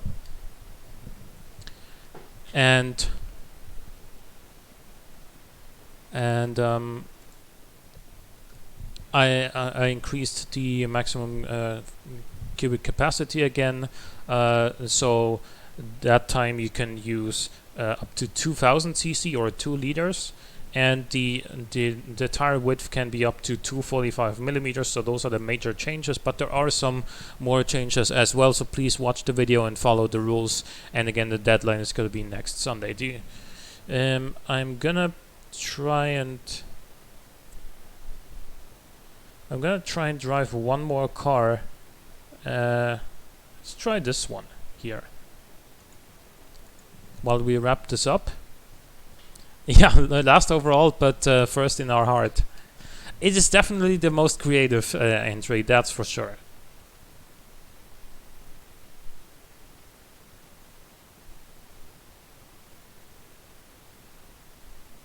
So anyway, guys, this has definitely been a fun season for me. I hope you guys have enjoyed it as well.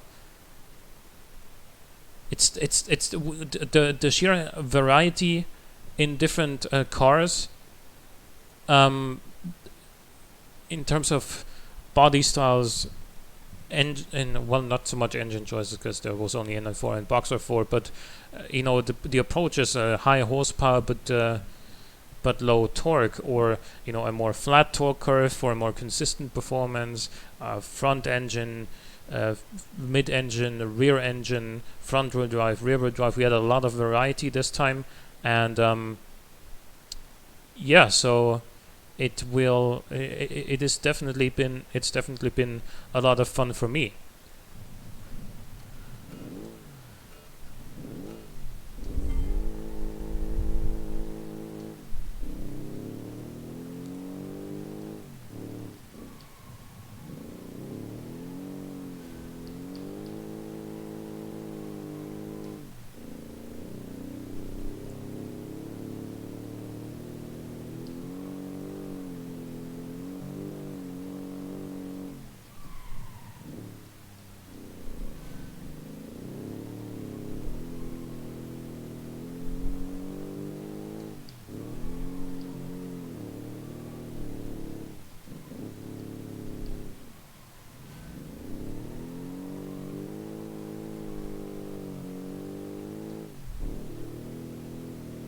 And this, by the way, is my own modded Mini Cooper. This is not the car that the first 5 places are gonna get. This is just my own sort of experiment, but you guys are gonna get the real, sort of the replica.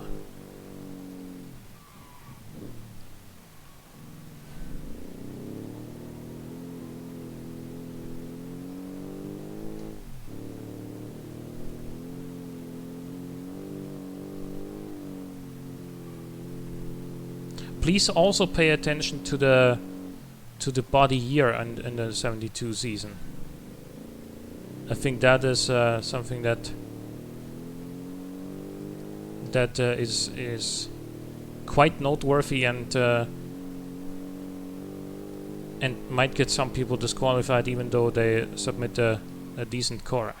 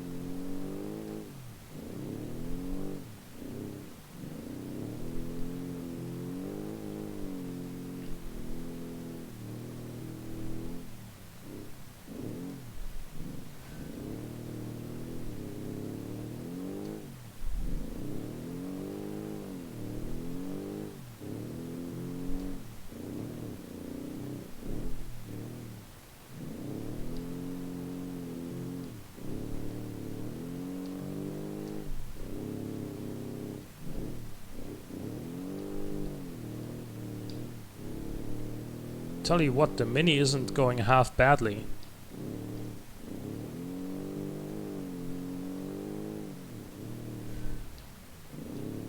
It's obviously not gonna beat Donutsnail's time, but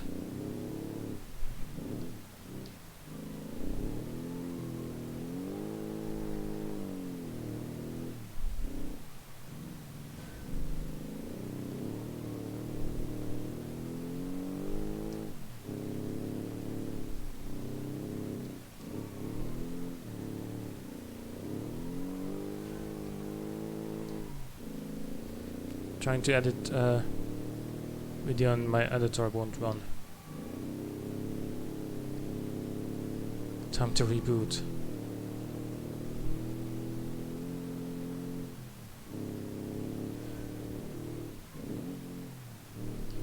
Yeah man, that sucks.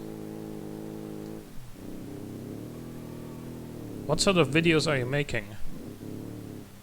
Are you making this for a YouTube channel or anything?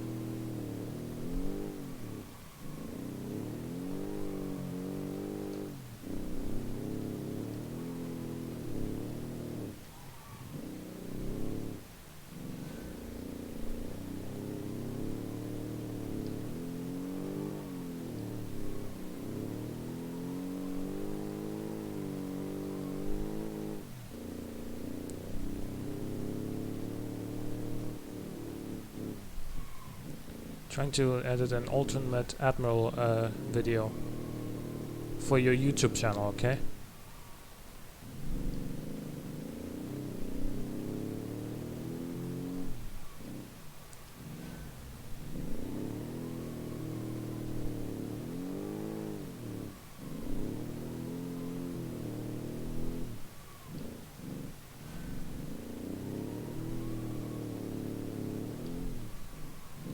tell you what, this Mini is gonna surprise some people, I think.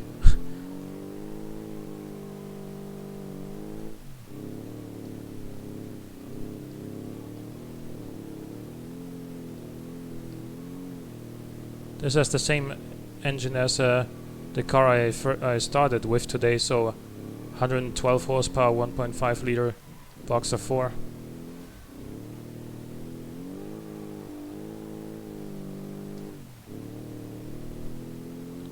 $624, $625, $626.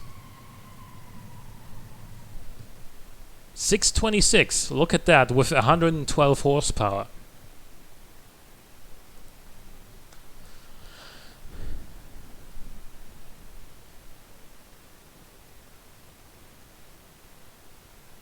So I was hoping that the Ladybug would perform anywhere near this, because it has a similar power and weight to this, and also a similar engine, you know. So I was figuring, ooh, this might be a really dark horse, that Ladybug, but sadly it didn't turn out to be quite as quick. But it is still the champion in our hearts. So anyway, hope you guys enjoyed this season and or this stream. If you're not following me on Twitch yet, make sure to do so. And the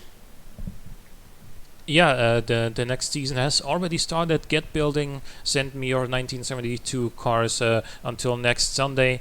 And again, deadline is going to be 3rd of May, and that is also when the stream is going to take place. So yeah, I hope you guys enjoyed and have fun building, and I'll see you again next time. Have a good one. Bye bye.